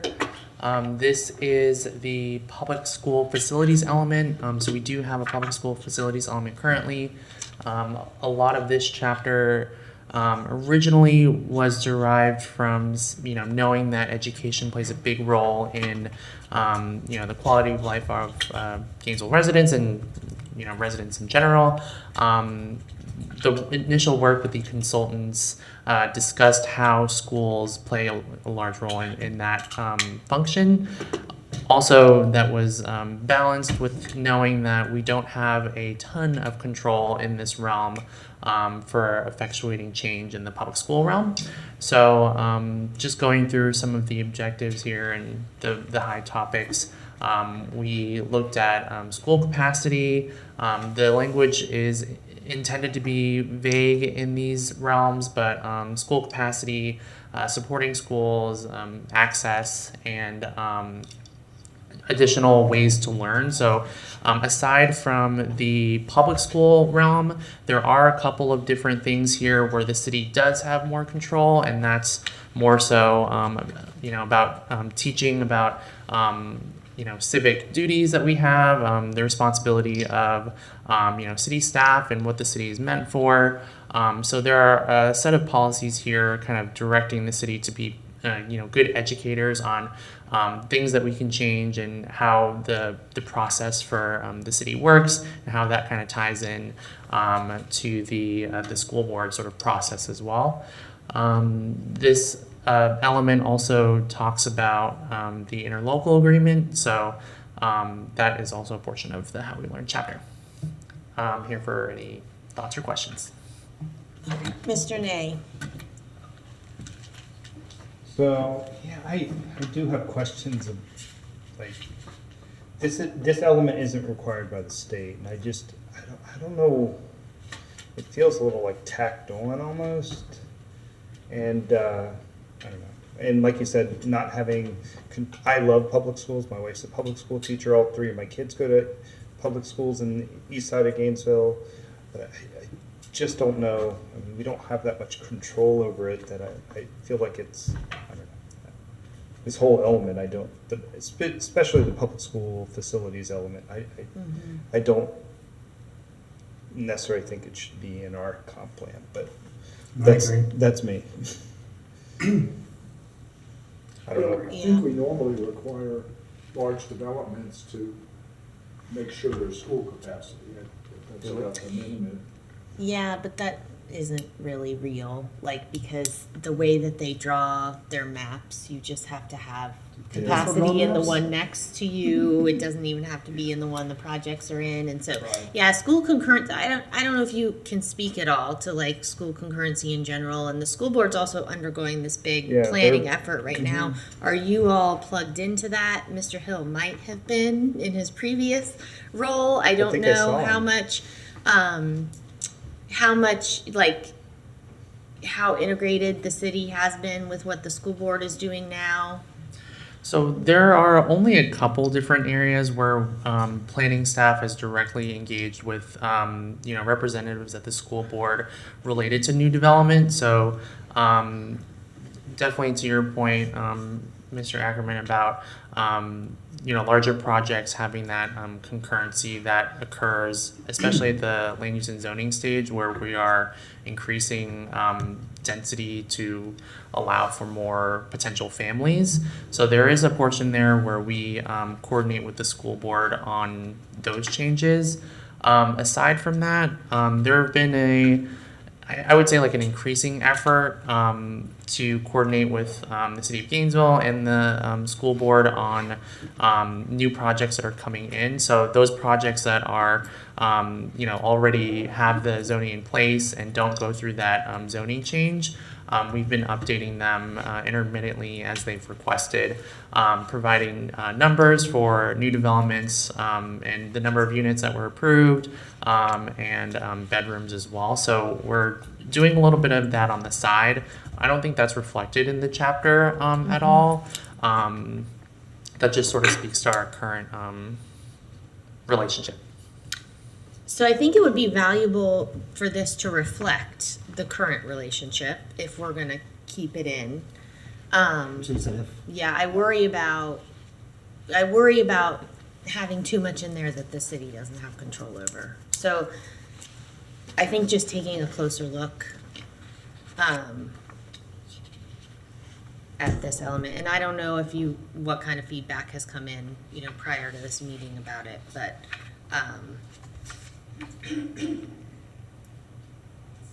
it just, I don't know, I guess, we don't see necessarily the interface between the city and the school board, so if it's happening, that's great. But I think that's helpful feedback, Chair, just that if we are going to have this in here, maybe have it a little bit more specific for what our boundaries are, or what we're able to do, or, as you're saying, axe it all together. And I think some of the pieces of it could potentially be moved to other elements too, because there's some stuff about, placement of housing near schools and transportation. And, it's like, I feel like we could kind of spread it out almost throughout. If it comes to that, maybe just taking a closer look at if that makes more sense. Yeah, and I'm trying to remember the specifics. I don't think it was a comp plan. The city of St. Petersburg, under Mayor Baker, compliance city commission or city council had tried to take a larger role in schools, and I think just ended up sucking out a lot of money, and there was like cooperation at first, and then there wasn't cooperation between the city and the school board. I'm with Josh on this one. We should probably just get rid of it, and we can always, if it's a good idea and there's been good feedback, you can always add it in later, but we only have, I don't know I didn't get a sense of when the actual deadline is now, the goal that we're setting for ourselves. But, you can always do an amendment if we want to add this back in. Ms. Bell? So I don't disagree that this section feels a little like an afterthought, but if it were to go away, I would really want to emphasize that a lot of these things need to be kept, just put in other places. Just put in other places, I think.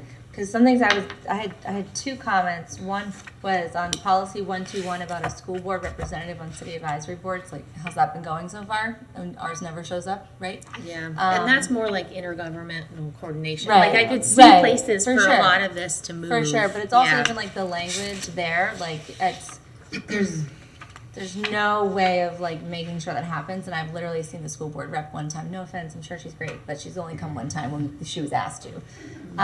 But the one thing I do want to emphasize is policy 125. Like, as someone who is a parent and my kids go to a daycare that is like in a predominantly low-income minority area, and then my kid now goes to an elementary school in a different area.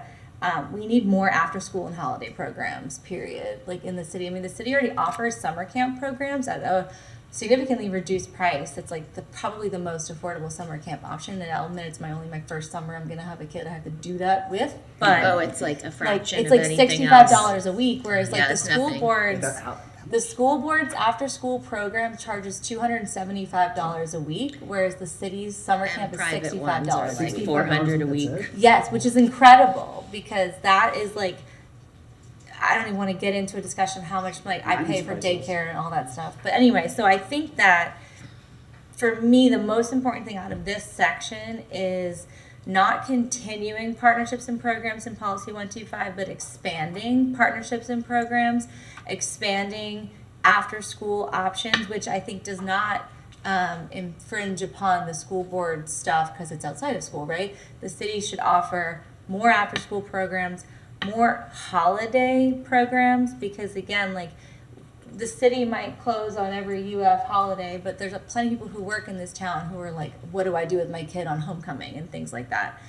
So holiday programs and stuff like that, just like affordable outside of school options. And that ties into at the very beginning in the narrative, there's a lot of public feedback. A lot of folks are talking about, what do I do with my kids? Like, they can go to a playground, but that's it. They stay inside at grandma's house because they have nowhere to go. So I think that's like a big thing that does affect multiple sections of the plan.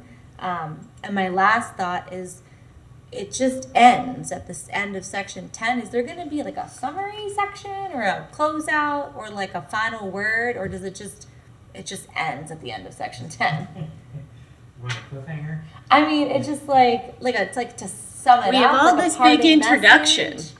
I mean, And maybe that's where you introduce the implementation plan. Maybe Yes. maybe there's a And the piece that data. introduces segue. that. really Yeah. good idea. Yeah, a segue to what the next steps out of the comp plan are. Like if you didn't see what you were looking for here, look towards the implementation plan or these other reference documents for additional information. Love that. There have been suggestions for the reference to the other plans that are supposed to. Yeah, like a Yeah. references section and then like what's next implementation plan. Yep. Cool. Okay, I gotta leave. I'm too hungry. All right, any other comments? Not if we're done. Are we done? Comments, I don't know if you want to give them that.